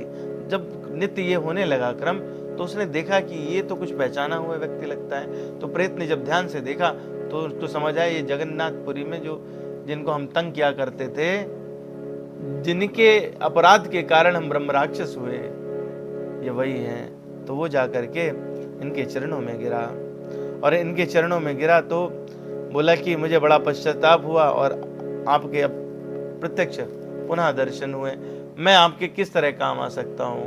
तो गोस्वामी जी ने कहा कि मेरा तो कोई प्रिय कार्य नहीं है, मेरी जो प्रियता है वो भगवान से है, भगवान का दर्शन करना चाहता हूँ, आप करा सको तो करा दो। प्रेत बोले कि मैं भगवान का दर्शन कराने में तो समर्थ नहीं हूँ, पर युक्ति जानता हूँ कि भगवान के दर्शन कैसे होते हैं, और वो युक्ति संसार के लिए, सबके लिए सेम है। कैसे होते हैं? उन्होंने कहा कि आपकी जो कथा होती है, कथा में जो सबसे पहले आते हैं, एक कुष्ठी व्यक्ति आते हैं जिनका वेश कुष्ठ वाला है, ऐसा लगता है कि कोढ़ है उनको, तो वो चादर ओढ़ के मैली कुचैली जिन पे मक्खियां भिनभिनाती रहती हैं, वो आते हैं वो श्री हनुमान जी हैं। सबसे पहले आते हैं, सबसे बाद में जाते हैं। यत्र यत्र रघुनाथ कीर्तनम तत्र तत्र कृतमस्तकांजलिम वासुवारि परिपूर्ण लोचनम मारुतिम नमत राक्षसांतकम। तो वहां पे हनुमान जी रहते हैं, और अगर आप उनसे प्रयास करें, उनका अनुग्रह हो, तो आपको भगवान के दर्शन हो सकते हैं। गोस्वामी जी ने पकड़ ली बात, कथा समाप्त हुई, और वो जो व्यक्ति इस प्रकार के थे, गोस्वामी जी दौड़े, लपक के उनके चरण पकड़ लिए। और हनुमान जी महाराज जो कि कुष्ठ वेश में थे, तो उन्होंने कहा, अरे हटो हटो, दूर हटो हमसे, आपको तो कुष्ठ हो जाएगा, हम तो अस्पृश्य हैं, हमको नहीं छूना है। उनका महाराज हो जाए तो हो जाए, वो जो आपको बीमारी है वो सबको लगे तो अच्छा, मुझे तो चाहिए ही चाहिए। ऐसा पकड़ के बड़ी अनुनय विनय की। जब अनुनय विनय की है तो भगवान हनुमान जी ने अनुग्रह की। पहले तो बहुत बोले हैं कि मुझ में देखो रक्त बह रहा है, पीप बह रहा है, पस है, पता नहीं किन पापों के कारण मैं ऐसा हूँ, है आपको भी वो पाप लग जाएंगे। एक पापी व्यक्ति का मुख देखने से बड़ा ह्रास होता है। इस प्रकार की बहुत सारी बातें की, पर नहीं माने। तो फिर हनुमान जी ने अंततः प्रकट हुए, दर्शन दिया और कहा कि ठीक है, आपको मैं युक्ति बताऊंगा, आप क्या मांगना चाहते हैं, मांगिए वर। मांग लीजिए वर कही दीजिए, राम भूप रूप अति ही अनूप नित नयन अभिलाषिए। जब मांगा है तो गोस्वामी तुलसीदास जी ने बड़ी चतुराई पूर्वक वर मांगा है। बोले कि मुझे क्या चाहिए, मुझे चाहिए जो राजा रामचंद्र हैं, पूरे दरबार के साथ छत्र चंवर लिए, उनके सभी भाई और सभी परकर दर्शन दें। तो हनुमान जी भी दर्शन देंगे, माता सीता भी दर्शन देंगी, और चारों भाई दर्शन देंगे। तो इस तरह से जब ये वरदान मांगा है, तो हनुमान जी ने कहा ठीक है, आप ना यहाँ ये कार्य नहीं होगा, आप चित्रकूट जाइए, जहाँ आपके गुरुजी निवास करते थे वहाँ जाइए, वहाँ उपासना करिए। तो भगवान के विशिष्ट पदों को गाते हुए और गोस्वामी जी ने वो चित्रकूट के लिए बढ़ना शुरू किया। आगे चित्रकूट पहुँचते हैं और वहाँ पर कामदगिरी की परिक्रमा लगाते हैं।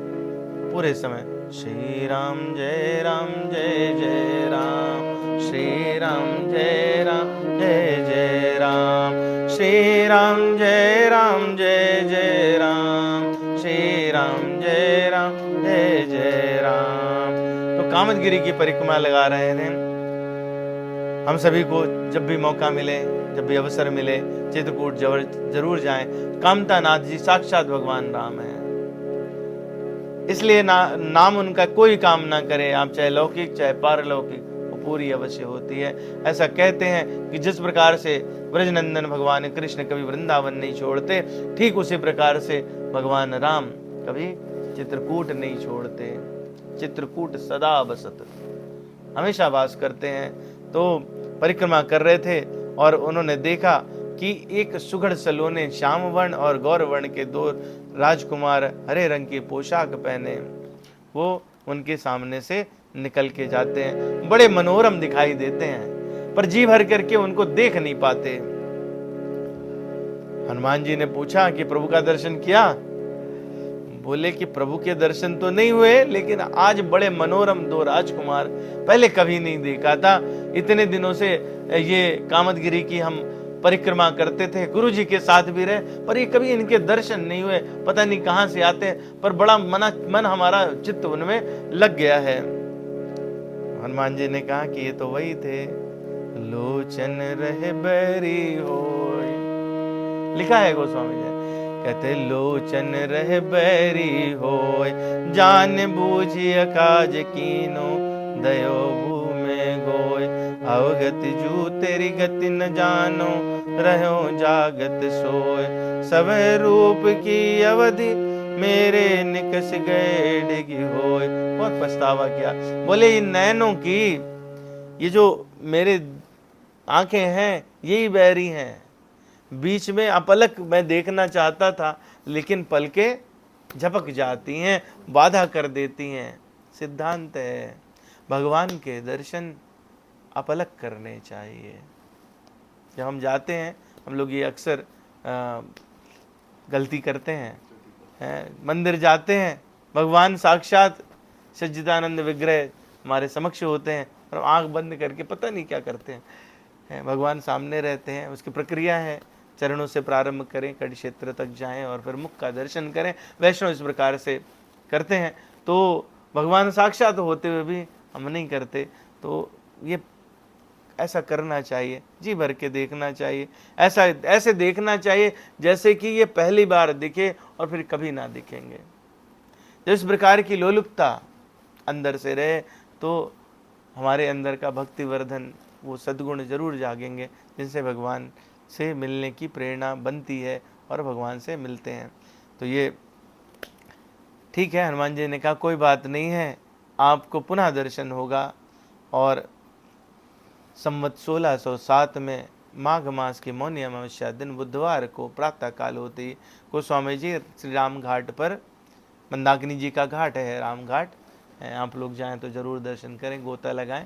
और वहीं पर एक सामने जिस जगह, जिस स्थान पे गोस्वामी जी बैठते थे, वो स्थान है बड़ा सुंदर, छोटी सी कुटिया है, वहाँ अपना चंदन घिस रहे थे। चंदन घिसते हैं तो दो बालक आते हैं, कहते हैं बाबा मुझे चंदन लगा दो। बाबा बोले अरे बालक काहे, हमें भजन करने दो। बोले नहीं बाबा चंदन लगा दो। मधुर वाणी सुनी, उस माधुर्य से, उस प्रेम से जो है वो आकर्षित हो गए, चंदन लगाया, टकटकी लगा के देखते रहे। इसके पहले घटनाएं घटती थी, बाबा मंस्त हो करके, जो जैसे आप करते हैं आंख बंद करके भगवान के दर्शन, वैसे ही आंख बंद करके रमे रहते थे। भगवान आते चुपचाप, इधर घिसते, वो खत्म हो जाता, तिलक लगाते चले जाते। भगवान ने देखा बहुत व्याकुल हैं, तो इसलिए भगवान ने कृपा की, बालक रूप में प्रकट हुए और कहा कि मुझे चंदन लगा दो। बोले क्यों बाधा करते हो, भगवान के हम दर्शन कर रहे हैं। तो ऐसी बात कही। तो तोते के रूप में अवधि में, अवध प्रांत में तो दूसरी प्रकार से कहते हैं, तोते के रूप में, जैसे तोता बोलता है ऐसी भाषा में बोलते हैं। तो हनुमान जी ने वहाँ पर उनको संकेत किया, टेट्या टुलटी टूट्या टिन, देखा तुलसी चूक्या जिन। उसको तोता बोलेगा कैसे, टेट्या टुलटी टूक्या टिन। तो इस प्रकार से उनको चेतावनी दी। एक प्रसिद्ध आप सुनते ही हैं वो, चित्रकूट के घाट पर भई संतन की भीड़, तुलसीदास चंदन घिसे तिलक देत रघुवीर। जब ये सुना, ये हनुमान जी से तुरंत हाथ पकड़ लिया गोस्वामी जी ने, कहा कि बस है अब तो छोड़ूंगा नहीं है। तो तिलक लगाया और दर्शन भगवान ने दिया, भगवान ने गदगद किया। अष्ट जो सात्विक विकार हैं वो उत्पन्न हुए, पूरा शरीर रोमांचित हो गया, अश्रुधाराएं बहने लगी तुलसीदास जी के। और भगवान ने थोड़ी देर उनको आनंद दिया और फिर अंतर्धान हो गए। लेकिन एक बार जिसको ये मिल जाए, जीवन में जिसको भी इस चीज का दर्शन हुआ, नारद जी को एक बार ये मिला, उसके लिए पूरा जन्म लगाया और अगले जन्म में भगवान को प्राप्त किया। ध्रुव जी को ये मिला, प्रेरणा हुई, भगवान को प्राप्त किया। प्रहलाद जी को प्रेरणा हुई, भगवान को प्राप्त किया। तो ये जिसको ये क्षणिक सुख मिल जाए, उसको कोई दूसरे सुख सुहाते नहीं है। तो वो उसमें व्याकुलता बढ़ने लगी और खूब बढ़ी, इतनी बढ़ी कि अब रहा नहीं जा रहा। तो ऐसे में भगवान शिव पार्वती जो है उन्होंने दर्शन दिया और प्रेरणा की कि आप अयोध्या जाइए और अयोध्या जा कर के भगवान के चरित्र का गुणगान करिए, लिखिए उसको। ये प्रेरणा पा करके गोस्वामी जी अयोध्या की तरफ प्रस्थान करते हैं। अब जो है इसमें काफ़ी वर्ष बीत चुके हैं। जो आयु है इस समय वो गोस्वामी जी की 78 वर्ष है। कितनी? 78। आप में से किसी की है? 78 नहीं है। ऐसे में पैदल यात्रा करके चित्रकूट से अयोध्या, आज भी अयोध्या जी जो है, मतलब अगर आप डिस्टेंस देखेंगे तो 200 किलोमीटर के करीब डिस्टेंस बैठती है वो। तो वहाँ पहुँचे और इतने में रोज कामदगिरी की सुबह शाम परिक्रमा करते थे। साथ में इनके मित्र हो गए रहीमदास जी, तो वो उनके साथ परिक्रमा किया करते थे, दोनों में बड़ी वार्ताएं होती थी। अभी अयोध्या पहुँचे हैं। अयोध्या पहुँचे तो उस दिन क्या है कि महाराणा उदय प्रताप सिंह जो मेवाड़ के राजा हैं, उनका उस दिन वो गद्दी नशी हो रहे थे, सिंहासन उनको दिया जाने वाला था। तो उनका उत्सव चल रहा था, पूरे नगर में बड़ी सुंदर शोभा थी और उस शोभा को रमणीय स्थान में निश्चय करने लगे कि कहीं कहीं पर ऐसा जगह पहुँचे हम जहाँ पर हमको साधना करने के लिए और लिखने के लिए उपयुक्त स्थान मिले। तो एक देखा सिद्ध स्थान है, वहीं प्रणाम करके वहाँ बैठने लगे। उसी समय एक वहाँ पर तेजस्वी मुनि आए और उन्होंने कहा कि ये मेरे गुरु का सिद्ध किया वो स्थान है जहाँ आप बैठे हैं। उन्होंने मुझे ऐसा कहा था कि एक संत आएंगे जो यहाँ पर रामचरित का व्याख्यान करेंगे, उसकी रचना करेंगे, उनको आप ये स्थान दे देना। तो वो सिद्धासन पे वो रहे और वो उनको कुटी और बगीचा सौंपा और वो मुनि वहाँ से चलते बने। उस स्थान पर रहने से अपनी वो साधना करने लगे। हनुमान जी ने उनको प्रेरणा की। हनुमान जी ने प्रेरणा की कि अब आपका समय आ गया है जब आपको रामचरितमानस का लेखन प्रारंभ करना चाहिए। तो 1631 चैत्र मास शुक्ल पक्ष नवमी का दिन, अभिजित नक्षत्र, वही लग्न, वही वार, वही तिथि मंगलवार, सब बिल्कुल वही जैसे भगवान का जन्म का समय था। उस समय जब गोस्वामी जी 78 वर्ष के थे तो उन्होंने रामचरितमानस की रचना प्रारंभ की। लिखा है मानस में, हम लोग फिर से चर्चा करेंगे। संवत 1631 करौ कथा हरिपद धर शीशा, जेह दिन राम जन्म श्रुति गावै, तीरथ सकल तहाँ चले आवै, नौमी भौमवार मधुमास, अवधपुरी यह चकित प्रकाशा। तो अवधपुरी में जिस दिन भगवान का जन्मोत्सव मनाया जा रहा है, रामनवमी का दिन, मंगलवार, चैत्र मास शुक्ल पक्ष, अभिजित नक्षत्र, लेखन प्रारंभ किया और 2 वर्ष 7 महीना 26 दिन बीत गए। 2 वर्ष 7 महीना 26 दिन। तो 1633, 31 में प्रारंभ किया था, 33 में जिस दिन भगवान का विवाह होता है, श्री राम विवाह के दिन, विवाह पंचमी के दिन, ये ग्रंथ रत्न पूरा हुआ और गोस्वामी जी के 78 से 80 वर्ष हो गए। 78 वर्ष की आयु में एक ऐसा संकल्प लिखने का, 80 वर्ष में जब हमारे चलने की और बुद्धि चलाने की हम कहते हैं कि हम जर्जर हो गए, हम कर नहीं सकेंगे, अब क्या साधना करेंगे, उस समय इस प्रकार का एक, तो उन्होंने इस ग्रंथ की रचना की। नाभादास जी कहते हैं, बंदौ तुलसी के चरण जिन कीन्हो जग काज, कलि समुद्र बूढ़त लख्यो प्रगटो सप्त जहाज। 7 जहाज प्रकट किए हैं रामचरितमानस में। वो 7 जहाज क्या हैं? विभिन्न कांड हैं जो रामचरितमानस में, बाल कांड, अयोध्या कांड, अरण्य कांड, किष्किंधा, सुंदर, लंका और उत्तर, ये 7 कांड जो है भगवान ने रामनवमी के पावन दिन पर इसका, और इसमें 7 कांडों में वेद, उपनिषद, पुराण और भक्ति रस का अद्भुत संगम पाया जाता है। तो इसकी रचना हुई और अब यहाँ से वो रामचरितमानस लेकर के गोस्वामी जी ने वापस काशी की तरफ बढ़े। काशी पहुँचे तो वहाँ पर चर्चा होने लगी कि एक ऐसा ग्रंथ है जो कहा जा रहा है रामचरित है, लेकिन वो लोकल भाषा में है, लौकिक भाषा में है, संस्कृत में नहीं है।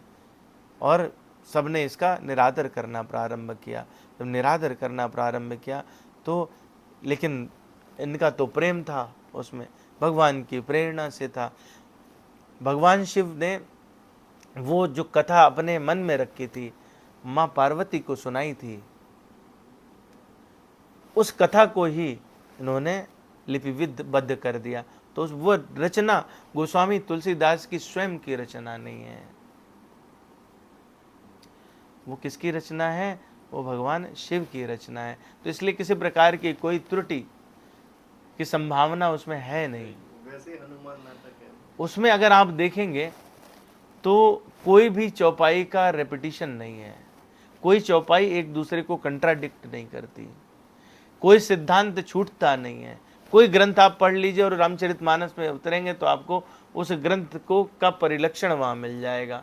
दैवी भागवत पुराण से लेकर के शिव पुराण, भागवत महापुराण, विष्णु पुराण, मत्स्य पुराण, आप जो भी उठाएंगे आपको सबके सिद्धांत श्री रामचरितमानस में समावेशित मिलेंगे, क्योंकि ये भगवान शिव की रचना है।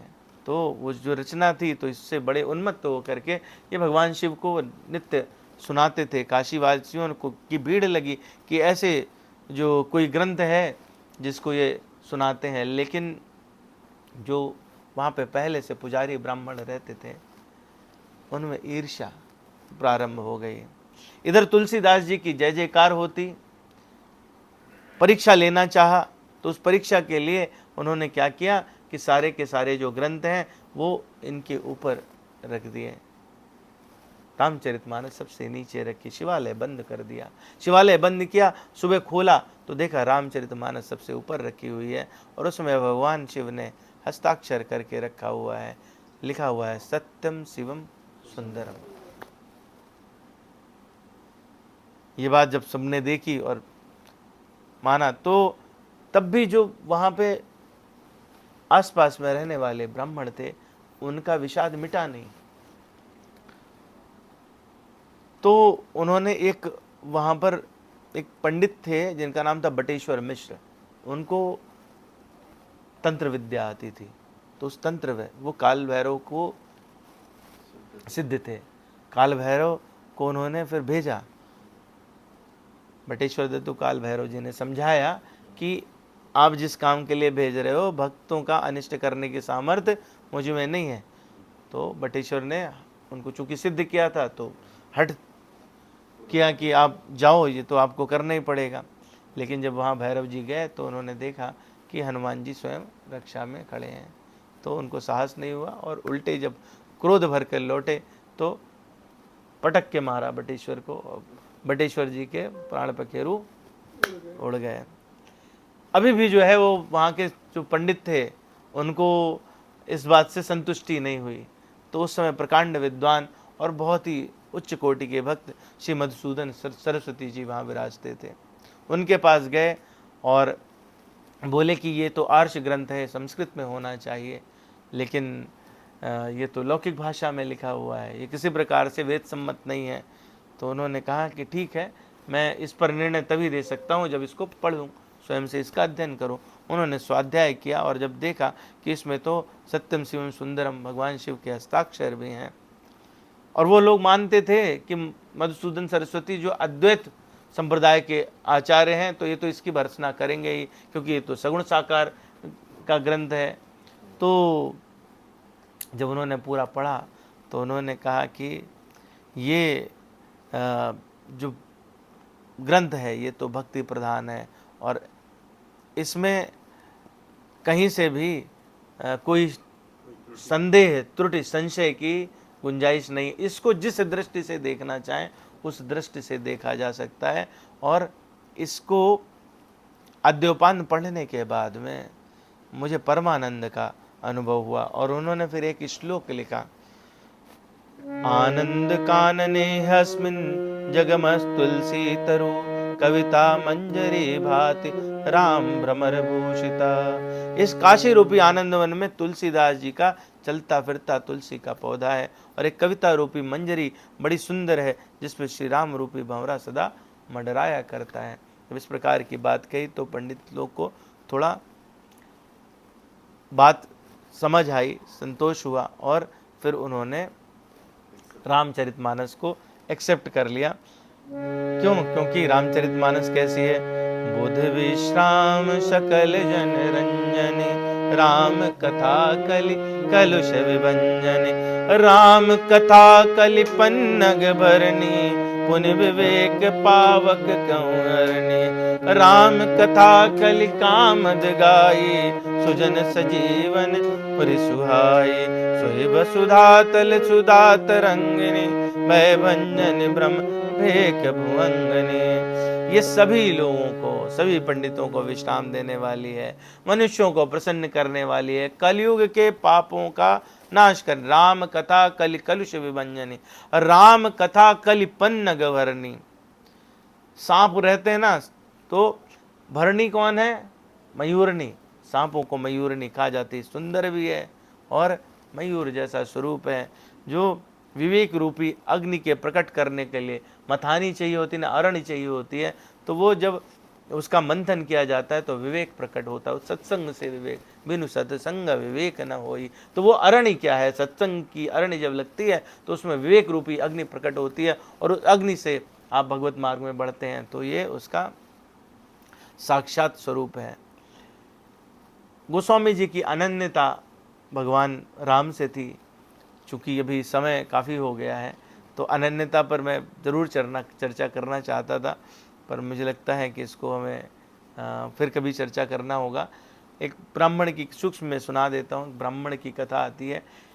संयोगवश एक ब्राह्मण से गौहत्या हो गई, और उसका निराकरण ये बताया विद्वानों ने कि तुम ऐसा कहो कि राम राम मैं हत्यारा हूँ, मुझे भिक्षा दीजिए। और ऐसा कहते हुए आप समस्त तीर्थों में जब भ्रमण करेंगे तो आपकी गौहत्या का पाप वो कट सकता है। ऐसा करते हुए वो जब काशी पहुँचे, गोस्वामी जी को उनका दर्शन हुआ। भगवान के नाम में इतनी प्रीति थी, तो इसलिए उन्होंने उनको बुलाया। बोले कि आप तो भूखे हैं, प्रसाद पाइए। भगवान को प्रसाद निवेदित किया और उनको भोजन प्रसाद पवाया।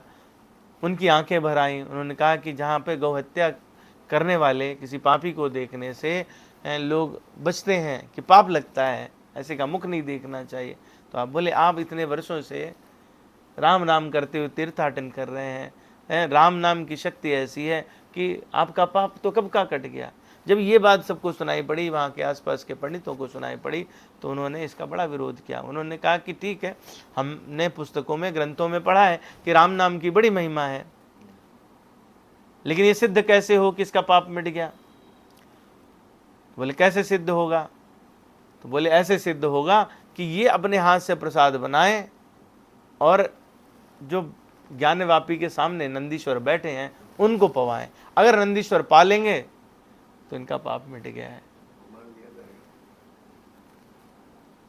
कुछ गोस्वामी जी बोले कि भाई मैं तो इसलिए इनको अपना लिया क्योंकि तुलसी जाके मुक्ते दोखों निक से राम, ताके पग की पग तरी मोरे तन को चाम। गोस्वामी जी कहते हैं जिसके मुख से धोखे से भी राम शब्द निकलता है, उसके पांवों की जूती मेरे शरीर का चर्म बना के पहना दो, मुझे वो इतना प्रेम है। और आपने ठीक है बहुत पोथियां पढ़ी, नाम की महिमा भी पढ़ी, लेकिन विश्वास नहीं किया तो पोथी पढ़ने से कोई फ़ायदा नहीं हुआ। लेकिन फिर भी आपको प्रमाण चाहिए तो ठीक है। उन्होंने फिर एक थाल सजाई और उनसे कहा कि आप प्रसाद पवाओ, और नंदी भगवान ने वो प्रसाद पाया, स्वीकार किया। तो ऐसे में वो सभी ब्राह्मणों ने माना कि उनकी जो गौ हत्या का पाप है वो मिट गया। तो इस प्रकार की अनेक कथाएं हैं, जगन्नाथपुरी की अनेक कथाएं हैं, काशी में और भी घटनाएं हुई हैं। एक हनुमान चालीसा की रचना की अपनी कथा है। तो ये सारी बहुत सारी कथाएं हुई और धीरे धीरे भगवान के नाम का प्रचार प्रसार, भगवान राम का जो मंत्र है उसका प्रचार प्रसार खूब बढ़ा काशी में। आज जो आप देखते हैं रामलीलाएं विभिन्न स्थानों पे होती हैं, ये गोस्वामी तुलसीदास जी की देन है। जितने अखाड़े हैं जहाँ पर लोग पहलवानी करते हैं, उनमें हनुमान जी की जो प्रतिमा है वो गोस्वामी तुलसीदास जी की देन है। उन्होंने इस बात को प्रतिपादित किया कि जगह जगह ऐसे होने चाहिए कि भगवान की शरण लेकर के आप अपने बल को बढ़ाएं। कैसे अपनी रक्षा करें उसको भी प्रतिपादित किया। एक घटना यह भी आती है कि एक बार जो ब्राह्मणों ने षड्यंत्र किया और जो रामचरितमानस है इसको चुराने के लिए चोरों को भेजा। जब चोर पहुंचे वहां पर तो देखा 2 बालक रक्षा करते हैं, उन्होंने पीट पीट के भगा दिया। लेकिन इतने मनोहर थे कि वो मुग्ध हो गए, और जब मुग्ध हो गए तो अगली सुबह आए गोस्वामी जी के पास, बोले कि वो जो 2 लोग रक्षा करते थे वो कौन थे। उनकी आंखों से झरझर आंसू गिरने लगे कि हमारी छोटी मोटी जो धन संपदा थी उसके लिए ये सारे ऐसे प्रयत्न कर रहे हैं। तो उन्होंने अपनी कुटिया का सारा सामान लोगों में बांटा, अपनी वो पुस्तक उठाई और बोले कि आज के बाद हमको कुछ नहीं चाहिए, भगवान को जिसकी रक्षा करे ऐसा हमें कुछ नहीं चाहिए। उनको दीक्षा दी दोनों जो चोर थे, और चोर भी राम भक्त में परिणत हो गए। तो इस तरह से अनेक अनेक कथाएं हैं। वृंदावन की भी अपनी कथा है जहाँ पर भगवान को जो है वो धनुष बाण लेना पड़ा है, तो वो भी एक अनूठी कथा है। तो ऐसे वृंदावन की कथाएं, यहाँ तक कि वृंदावन गए और वृंदावन में जो है वो ऐसे हास परिहास में जो इनके साथ सूरदास जी इनके समकक्ष हुआ करते थे तो बड़ा परिहास करते थे और विनोद होता था। तो कहा कि आपके तो जो भगवान हैं उनमें कलाएं कुछ कम है, हमारे तो जो भगवान हैं कृष्ण हैं वो 16 कलाओं युक्त हैं। तो गोस्वामी जी कहते हैं, जो जगदीश तो अति भलो, जो महिष बड़ भाग, तुलसी चाहत जन्म भरे, राम चरण अनुराग। अनन्यता है, हमको तो वो अगर महिष थे तो भी अच्छे हैं, जगदीश हैं तो भी अच्छे हैं, और नहीं है साधारण बालक हैं तो भी, लेकिन प्रेम तो उन्हीं से है, उन्हीं के चरणों का अनुराग है और किसी का नहीं है। तो इस प्रकार से गोस्वामी जी ने अपना जीवन निकाला और बहुत सारे ग्रंथ लिखे, विनय पत्रिका, वरवय रामायण, जानकी मंगल, कवितावली, रामलला, नेचू, पार्वती मंगल, चंदावली, बहुत सारे ग्रंथ लिखे, छोटे छोटे ग्रंथ। और उसी समय एक घटना और वहीं पर हुई, नाभादास जी जो उस समय सब भक्तों की बड़ी सेवा किया करते थे, उन्होंने सभी भक्तों को आमंत्रित किया तो उसमें किसी प्रकार से गोस्वामी जी को निमंत्रण छूट गया। वो निमंत्रण छूट गया, उन्होंने सुना, ख्याति सुनी, सारे भक्त इकट्ठा होंगे, गोस्वामी जी चलकर स्वयं वहाँ पे पहुँचे। जब पहुँचे तो पंगत प्रारंभ हो चुकी थी, 108 ब्राह्मण बैठ चुके थे।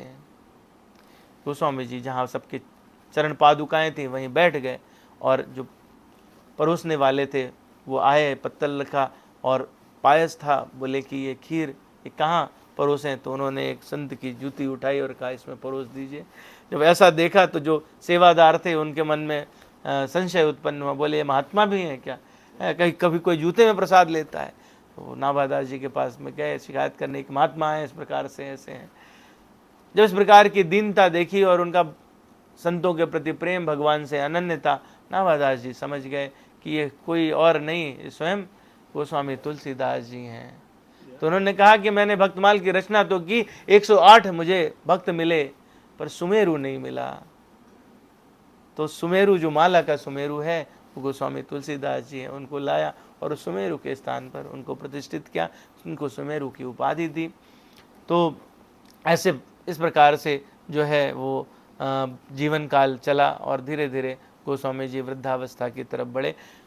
रामचरितमानस की रचना यानी 80 वर्ष की रचना होने के बाद भी उन्होंने पूरे भारत का भ्रमण किया है, पूरे भारत का भ्रमण किया और बहुत सारे सिद्धांत सबको प्रेम से युक्त रामचरितमानस और अन्य ग्रंथ दिए, अलग अलग शिक्षाएं। इसीलिए कहा गया कलि कुटिल जीवन निस्तार हित, वाल्मीकि तुलसी भयो। और ऐसा करते हुए वैष्णव सेवा सत्संग करते हुए गोस्वामी जी ने अपने अंतिम दिनों में, जीवन के अंतिम वर्षों में काशी में निवास किया। निरंतर राम नाम लेखन और कथा में लगे रहे। परंपरा के अनुसार उन्होंने अपनी अंतिम समय तक राम कथा का प्रचार किया। और जो 123 वर्ष की आयु में उन्होंने प्रयाण किया। मूल गोसाई चरित में वेणी माधवदास जी लिखते हैं, संवत 1680 असी गंग के तीर, सावन शुक्ला तीज सती, तुलसी तजो शरीर। सप्तमी को, श्रावण शुक्ल पक्ष सप्तमी को संवत 1680 में 80 घाट जो गंगा जी के किनारे है काशी में, वहाँ पर उन्होंने अपना शरीर पूरा किया। तो हमें जो है वो 11 विभिन्न जो प्रेरणा है आज के इस उससे वो लेनी चाहिए।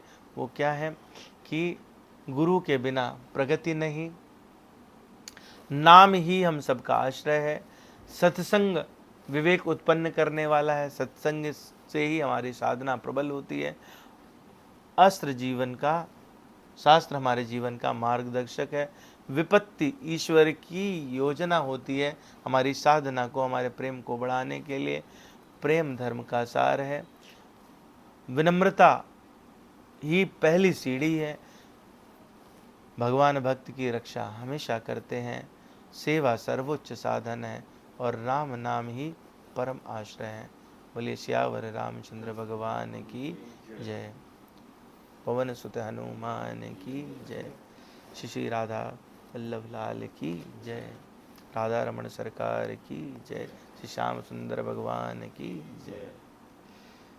तो इसी के साथ काफ़ी समय ले लिया मैंने और मैं क्षमा प्रार्थी हूँ, आप सब लोगों ने काफ़ी वेट किया। प्रवीण प्रभु जी की जय। थैंक यू प्रभु जी, अमेजिंग। हमें भी हमारा सुमेरु मिल गया है, जैसे नावादास जी को सुमेरु मिला है, हमें भी हमारा सुमेरु मिल गया है। थैंक यू सो मच प्रभु जी, दंडवत प्रणाम। Amazing amazing, I have never heard like this. It was like I am seeing the whole life story of Tulsidas ji before my eyes. Amazing teachings and the way delivery, everything perfect. Like I have no words to say, but बहुत अच्छा प्रभु जी। आप सबके चरणों के आशीर्वाद से प्रभु जी। हाँ sorry, आप हमारे लिए रोज सत्र ले सकते हैं क्या? वैसे भी पूरी रात बाकी, कल संडे है। आपने ऐसा कहा था कि सैटरडे रहेगा, अगला दिन संडे होगा, पूरी रात भी चल सकता है, तो हमने इसलिए सोचा कि ठीक है आज ट्रायल वर्जन दे देते हैं। नहीं, कथा तो बहुत लंबी थी प्रभु जी, बहुत सारा वृत्तांत है, जगन्नाथपुरी की बहुत सुंदर सुंदर लीलाएं, बहुत सुंदर सुंदर लीलाएं हैं, ऐसे ही काशी की बहुत सुंदर सुंदर लीलाएं ले सकते हैं प्रभु जी, कोई इशू नहीं। वो मैंने मतलब मन में क्योंकि लीलाएं आती हैं तो इच्छा होती है कि उन पर चर्चा हो, पर ऐसा विचार है कि गोस्वामी तुलसीदास जी का जन्म दिवस आएगा और उसको सेलिब्रेशन तो उस पर हम लोग बात कर सकेंगे। एक ओवरव्यू हमको मिल गया किन परिस्थितियों में रामचरितमानस की रचना हुई। जो एक बात हम लोगों को लगती है कि गोस्वामी जी की रचना है, तो वो ऐसा नहीं है। गोस्वामी जी ने लिखा है कि निज महेश मानस राखा, अपने निज महेश रच मानस राखा और पाए सुसमय उमासन भाखा। माता पार्वती को जब सही समय आया तो उन्होंने वो बात कही है और वो रामचरितमानस के रूप में हमारे सामने परिलक्षित हुई है। और इसका संकेत पूरे रामचरितमानस में अलग अलग स्थान पर मिलता है। तो ये एक मुझे लगा कि उनकी कृपा से ही हम लोग रामचरित पर चर्चा कर पाएंगे। मेरी इतनी योग्यता नहीं कि मैं रामचरितमानस पर चर्चा करूं। आप लोगों के कृपा से, प्रार्थना से, आशीर्वाद से ये शायद संभव हो सके। किसी प्रकार की कोई त्रुटि हो तो मुझे ज़रूर क्षमा करें, और आप लोग त्रुटि सुधार के लिए जो भी सुधार है वो मुझे बताएं, जिनको मैं आगे फिर प्रयास करूंगा कि समावेश कर सकूं। क्वेश्चन जो हो तो प्रभु जी से पूछें, मुझसे ना पूछें। अनादि कृष्ण प्रभु जी क्या कहना चाहते हैं? यस बोलो। हरे कृष्णा, धन्यवाद प्रणाम प्रभु जी। प्रभु जी, प्रश्न आया था कथा के पहले, लेकिन उसका उत्तर मिल गया है। लेकिन फिर भी मैं आपसे फिर भी पूछना चाहूँगा। मेरे जो भी प्रभु जी ने भी कहा है उसमें थोड़ा सा भी कमी, डाउट नहीं होना चाहिए कि आप सुमेरु तो हैं ही, और हमको तो समय का पता भी नहीं चल पाया। हम बहुत थोड़े पर्टिकुलर रहते प्रभु जी, सब बिल्कुल देखे, लेकिन आज हमको पता नहीं चल पाया समय का। आई एम वेरी सॉरी प्रभु जी। मुझे मन में चल रहा था कि आप में से बहुत सारे भक्त हैं जो 3:30-2 बजे उठने वाले हैं, और आपके विषय में तो बिल्कुल पक्का पता है मुझे। आज नहीं, तो पता नहीं चल पाया। और ये प्रश्न आया था प्रभु जी कि वाल्मीकि रामायण तो दिव्य है ही ग्रंथ, और सबको पता है उसके बारे में, लेकिन रामचरितमानस इतनी ज्यादा क्यों पढ़ी जाती है, उसका उत्तर तो आज मिल गया, उसका रियलाइजेशन तो हुआ है, लेकिन फिर भी आप एक बार उसको बताएंगे तो बहुत अच्छा रहेगा प्रभु जी। प्रभु जी, जो मतलब हम लोगों ने शुरू में भी चर्चा ये की कि भगवान हेतु से अवतार लेते हैं और अपने परिकर को, संतों को यहाँ पर भेजते हैं। तो वो अभी जो समय था, ये वाला अगर समय देखें, मुगल काल से जो प्रारंभ हुआ, वो इस प्रकार था कि संस्कृत का उतना ज्ञान नहीं है, प्रचार भक्ति का हो नहीं रहा है। तो ऐसा कुछ होना चाहिए जो ग्रंथों को पढ़ने की आवश्यकता नहीं हो। अगर आप इसको प्रैक्टिकली देखें, मेरा मतलब विश्वास है, और नॉर्थ इंडिया में तो पक्का समझता हूँ मैं, किसी भी संप्रदाय का हो, किसी धर्म का हो, किसी जाति का हो, वो दूसरे पंथ को, मार्ग को भी मानता हो, तो भी 2 चौपाइयाँ तो उसे याद ही होती हैं। मंगल भवन है मंगल हारी, ध्रुव सुदशरथ अजुर्बिया, सबको याद है। मतलब कोई ऐसा, आप अभी यहाँ पर एक श्रीलंकन डिवोटी आए थे बरेली में, और उनको जो है हिंदी अच्छे से तो आने का सवाल ही नहीं उठता है, इंग्लिश भी टूटी फूटी बोल पाते थे, लेकिन उनको ये चौपाई याद थी। इसका प्रभाव ऐसा है, चूंकि ये गे है, लोगों में आराम से सम्मिश्रित हो जाती है, इसमें उतना ये वाली बात नहीं रहती, शुद्धता के लिए हमको नहीं सोचना पड़ता है। तो गे होने से, जैसे गोपियाँ पूरे टाइम भगवान के चरित्र को गाते हुए और उनका स्मरण कर सकती थी, तो ये गोस्वामी तुलसीदास ने एक बड़ा हम लोगों को साधन दिया, सुंदर साधन दिया, जिससे कभी भी आप भगवान का स्मरण कर सकते हैं, और वो सुनने, समझने और याद रखने तीनों में आसान है। तो वो उस काल के कारण इसका प्रचलन ज़्यादा है। और अभी तो आप देखिए कि संस्कृत ना पढ़ाई जाती है कहीं, ना हमारे बस की है। मतलब अगर हम कोशिश भी करें तो श्लोक का सही से हमसे तो उच्चारण भी नहीं होता। मतलब मैंने तो थोड़ी भी नहीं पढ़ी है, तो कैसे, ये तो गोस्वामी जी की कृपा है कि भगवान के विषय में जानने समझने के लिए हमको मिल पाता है। और भगवान का चरित्र इतना मधुर है, जो सबसे बड़ी बात है कि रामचरित इतना मधुर है। मतलब ऐसा मेरा अपना फीलिंग है, और ये सच है कि कोई इसको अगर सुने तो ऐसा रह ही नहीं सकता है कि बिना आकर्षण के रह जाए, संभव ही नहीं है। तो वो आकर्षण चरित, ऐसे कहने वाले भक्त भगवान शिव की प्रेरणा है। तो ये सारे कारण बनते हैं कि इनका प्रचलन इतना ज़्यादा हो। आपको भी कृपा है प्रभु जी शंकर जी। इसलिए आपने सबको बांध लिया।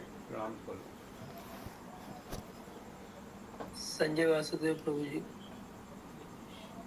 हरे कृष्णा प्रभु जी, दंडवत प्रणाम। हरे कृष्ण। आज का सेशन तो बड़ा गजब का था। ऐसा लगा था कि हरिगोपनाथ के बाद आपकी भाषा सुन के तो मुझे ऐसा लगा कि नहीं, आपका सेशन हमेशा होते रहना चाहिए।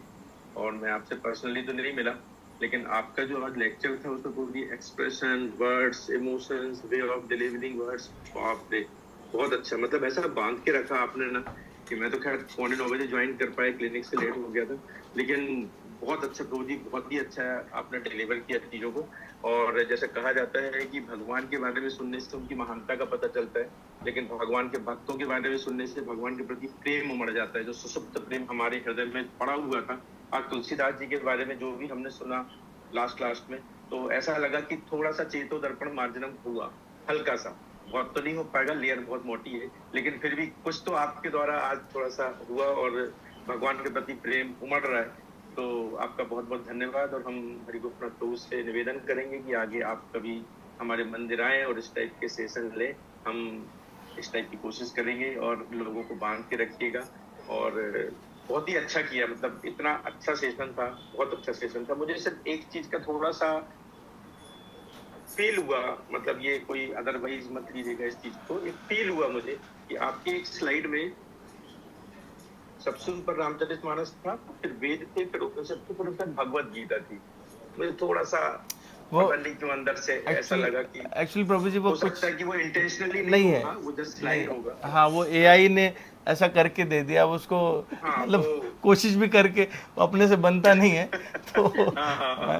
मतलब तो वो मेरे मुझे मन लगा में कहीं कि ऐसी भावना, आपने भी वो उसको वो कराया है, दृष्टिगत कराया है, हाँ तो पर श्रीमद् भगवत गीता तो मतलब क्या हाँ उनका आदर, जस्ट हाँ बिल्कुल, उसको कोई बात नहीं है। मुझे बस वो थोड़ा सा लगा, देखने में लगा, हालांकि आपकी फीलिंग नहीं होगी, वैसे मैं बहुत अच्छे से जानता हूँ, लेकिन वो मुझे लगा कि उस स्लाइड में थोड़ा सा ऐसा कि भगवत गीता नीचे, फिर उसके ऊपर उपनिषद, फिर वेद और फिर श्री रामचरितमानस। हाँ वो ऐसे एआई का तो कमाल है प्रभु जी उसमें उसमें ठीक अपना कुछ नहीं। ठीक जी है, ठीक जी है, प्रभु जी। Okay okay, thank you so much प्रभु जी। हम चाहते हैं कि आप आगे भी सेशन ले, और हरि को प्रभु से निवेदन है कि प्रभु जी को बार बार इनवाइट करें और हम लोगों का ज्ञान वर्धन करें। थैंक यू सो मच प्रभु, हरे कृष्ण। प्रभु जी अभी हमें पूरी रामचरितमानस पढ़ाएंगे। हम्म, प्रभु जी का मंथली कम से कम एक सेशन तो होगा, ऐसा उन्होंने प्रॉमिस किया, unless he is very busy. वो किस वीक होगा वो प्रभु जी हमें बताएंगे अपना शेड्यूल देखकर, लेकिन हम उनसे ये आग्रह कर रहे हैं और प्रभु जी उसके लिए तैयार भी है, उनकी कृपा भी है। तो हम सब ईगरली ऐसे ही प्रभु जी को सुनते रहे, तो प्रभु जी के हृदय में जो श्री राम के लिए प्रेम है वो हम सबके हृदय में भी वो ट्रांसप्लांट कर देंगे। और प्रेम तो आपसे आता है प्रभु जी, हमारे पास तो जो भी है वो सब धोखा है वो सारा का सारा ढोंग है। पर हाँ मतलब ये विश्वास है कि जो नट है वो ऐसे नाटक करते करते एक दिन वैसा बनने के योग्य हो जाता है। तो बस आप लोग, अगर आप सभी वैष्णव ऐसी कृपा करते रहेंगे, मैं प्रयास करूंगा कि अगली बार से 9:45 ना बजाऊं नहीं नहीं कोई लेकिन बात नहीं प्रभु जी, लेकिन वी वो आर फ्लो ओके के विद कारण, दैट। हाँ even if you take 2 hours more, we have no problems. It is the best way to spend weekend. Amrish प्रभु जी कुछ कहना चाहते हैं?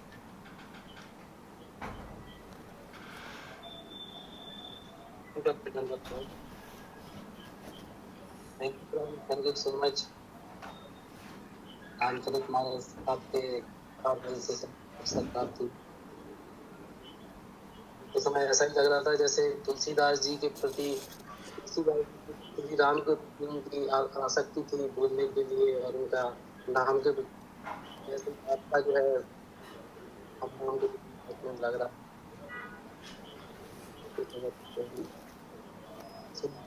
आप बता देते हो कि तुलसीदास जी जब उनकी मृत्यु हो गई थी और फिर उसके बाद उनकी शादी हुई, तो जब मारा गया तब उनका मोह भंग, तो सब इच्छा भी हो रही थी, तो भगवान की कथा भी कर रहे थे।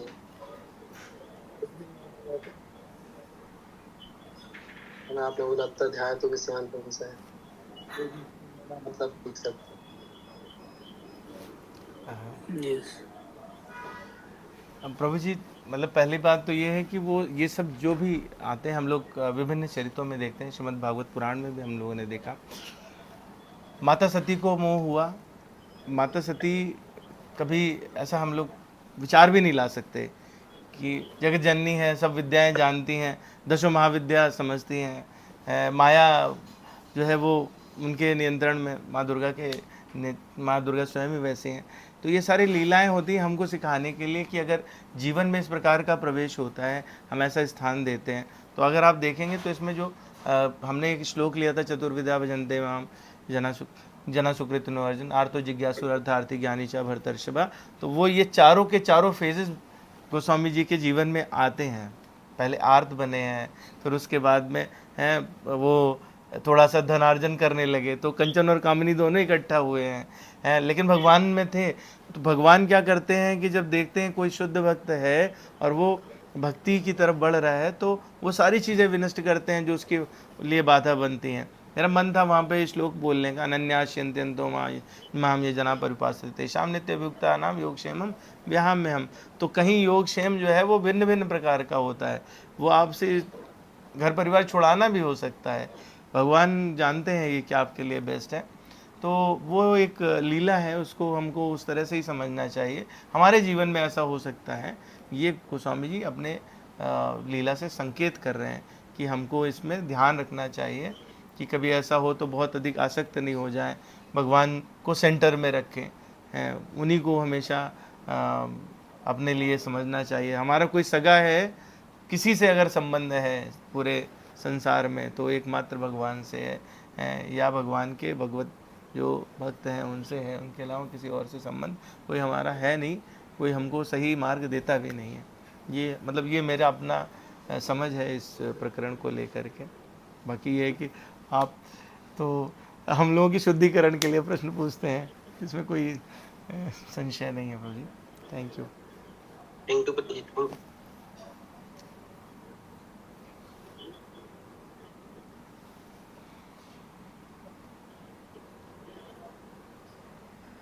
हरे कृष्णा प्रभु जी। एक चीज और आपने बहुत अच्छा बताया कि वैराग्य का मतलब क्या होता है। अभी तक वैराग्य का मतलब लोग ये सोचते हैं कि डिटैचमेंट, लेकिन इनडायरेक्टली आपने बताया कि अटैचमेंट टू कृष्णा। कृष्णा को जब सेंटर में रखेंगे दैट इज वैराग्य। तो जब कृष्णा सेंटर में होंगे तो माया की चीजें ऑटोमेटिकली दूर हो जाएंगी। ये लाइन बहुत ही अच्छी आपने डिस्प्ले किया था, बहुत ही अच्छा लगा ये देख के। तो जी आप ये जितना भी आपने बताया सेल्फ स्टडी है कि आपने भी पीएचडी वगैरह किया है इसमें रामचरितमानस में? अरे नहीं प्रभु जी, ना पीएचडी किया है, ना सेल्फ स्टडी भी नहीं है, ऐसे ही बस आप सबसे सुनता रहता हूँ, तो ये सुन के इकट्ठा होता है। बाकी हाँ कुछ ग्रंथ हैं रामचरितमानस के, मैं मतलब अपन जब चर्चा करेंगे तो मैं उन सभी को कोट भी करूँगा। एक बहुत बड़ा विस्तृत व्याख्या है मानस पीयूष करके, तो मानस पीयूष है, मानस गूढ़ चंद्रिका है और मानस रहस्य हैं। ऐसे मतलब जितनी टीकाएं हम भगवत गीता में देखते हैं उससे कहीं ज़्यादा मानस पर लिखी गई हैं, बहुत टीकाएं हैं, बहुत संतों ने व्याख्या की है। तो वो जब आप पढ़ते हैं ना तो अलग अलग भाव होते हैं और बहुत आनंद आता है। ये कुछ ग्रंथ विलक्षण है, तो मेरे पास मतलब काफ़ी बड़ा संग्रह है वो। ठीक है, जब मौका मिलता है तो आप सबके आशीर्वाद से कुछ कुछ पलट लेता हूँ, बस इतनी बात है। थैंक यू प्रभु, thank you so. Anand Mohan प्रभु जी कुछ कहना चाहते हैं? हरे कृष्ण प्रभु जी, दंडवत प्रणाम, सभी भक्तों को दंडवत प्रणाम। थैंक यू प्रभु जी for such an enlightening session. इतना राम में हो गया पूरा माहौल, मतलब सिया राम में सब जग जानी, ऐसा ही लग रहा है इस समय पे। Everything belongs to Ram. And प्रभु जी जब आप उनका गोस्वामी तुलसीदास जी का चरित्र सुना रहे थे तो मुझे ऐसा लग रहा था मैं श्रीला प्रभुपाद जी का चरित्र सुन रहा हूँ, क्योंकि इतने सारे पैरेलल्स हैं that we can draw from him and his life as well as from Srila Prabhupada. And हम क्या सीख सकते हैं, तो मुझे वही लगा कि जैसे दोनों ने बहुत ही एडवर्स सिचुएशन में प्रीचिंग की है और दोनों ने जो ग्रंथ लिखे हैं वो कॉमन मैन के लिए लिखे हैं कि कैसे हम भगवान से जुड़ सकते हैं। उन्होंने बोलचाल की भाषा में या जो जिसको जो भाषा समझ में आती है तो उस भाषा में उस ग्रंथ को लिखा है ताकि हर कॉमन व्यक्ति जो है वो भी भगवान से जुड़ सके। और दोनों में वही कंपैशन है लोगों के लिए, जीव के लिए जो दया है वो दोनों में एक सी है और ह्यूमिलिटी भी है एक सी बिल्कुल। तो ये कुछ पैरेलल्स जो मुझे लगा कि ड्रॉ हुए हैं उसमें। और एक बहुत इम्पॉर्टेंट चीज़ मुझे जो स्ट्राइक की पहली बार मुझे पता चला हनुमान नाटक के बारे में जो आपने बताया, तो ये मुझे पता नहीं था इसके बारे में। और उसमें भी एक बहुत ही स्ट्राइकिंग पैरेलल है चैतन्य महाप्रभु जी के चरित्र के साथ कि उन्होंने भी अपना जो न्याय शास्त्र जो उनका भाष्य था, कमेंट्री थी, वो सिर्फ एक भक्त की प्रसन्नता के लिए और उनको दुख ना हो उसके लिए उन्होंने उसको गंगा जी में प्रवाहित कर दिया था। जिस प्रकार हनुमान जी ने भी, जबकि उनकी जो भक्त की जो इच्छा थी, आपने जैसा बताया कि कलियुग के प्रभाव में भौतिक इच्छा थी उनकी कि उनका नाम मतलब वो ज़्यादा फेमस हो जाएगी, तो उन्होंने अपना अटैच नहीं हुए उस फेम से। हनुमान जी भी नहीं हुए, महाप्रभु भी नहीं हुए, दोनों ने उसको भक्त की प्रसन्नता के लिए उसको प्रवाहित कर। थैंक यू प्रभु जी। आपने जो है मेरा ये कुछ स्लाइड्स थी पीछे और मैंने सोचा था कि मैं एनालॉजी लेके आऊँगा, तो आपने वो इसको कंप्लीट कर दिया। मैंने मतलब पूरा गौड़ीय संप्रदाय और गोस्वामी तुलसीदास के चरित्र को ऐसा सोचा था, लेकिन मुझे लगा कि it will take another 10-15 minutes. मैंने टाइम देखा तो इट वाज 9:41 ऑलरेडी। तो but thank you very much, you completed it. Next time आप जरूर बताइएगा so that we can learn something from it. जी प्रभु जी, तो बस यही समझ में आया प्रभु जी कि अगर हम मर्यादा पुरुषोत्तम राम को समझेंगे तो हम एक दिन माधुर्य में भी कृष्ण को समझ पाएंगे। तो हम प्रभुपाद का भी चाहे जैसे एग्जाम्पल हो कि हमको उन्होंने मर्यादा में रहना सिखाया, नियमों को पालन करना है, तो हमें मर्यादा में जब हम पालन करेंगे तो हम माधुर्य में पहुंचेंगे, तो हम भगवान को पा सकते। बस यही मैं कह के कंक्लूड करना चाहूँगा। हरे कृष्ण। थैंक यू प्रभु, thank you. Yes, Prabhuji, as always, you've taken the essence of the essence. All glories to Srila Prabhupada. All the Vaishnavas. Yes. तो प्रवीण प्रभु जी का हम वैष्णव तरीके से अभिवादन करेंगे, धन्यवाद करेंगे। हम एक बार सब लोग मिलके, आप सब अपना माइक ऑन कर सकते हैं, एक बार हरे कृष्ण मंत्र का जाप करेंगे प्रवीण प्रभु जी के लिए। हरे कृष्णा कृष्णा हरे कृष्णा कृष्णा कृष्णा हरे हरे, हरे राम राम राम राम राम हरे हरे। थैंक यू प्रभु जी। तो आज हम सत्र को यहीं विराम देते हैं। Will meet next week. Thank you so much. Srila Prabhupada की जय, आप सब भक्त वृंदों की जय, प्रवीण प्रभु जी की जय, हरि गोपीनाथ प्रभु जी तुलसीदास की जी की जय, रामचरितमानस की जय। Thank you so much. वांछा कल्पतरुभ्यश्च कृपा सिंधुभ्यश्च पतितानां पावनेभ्यो वैष्णवेभ्यो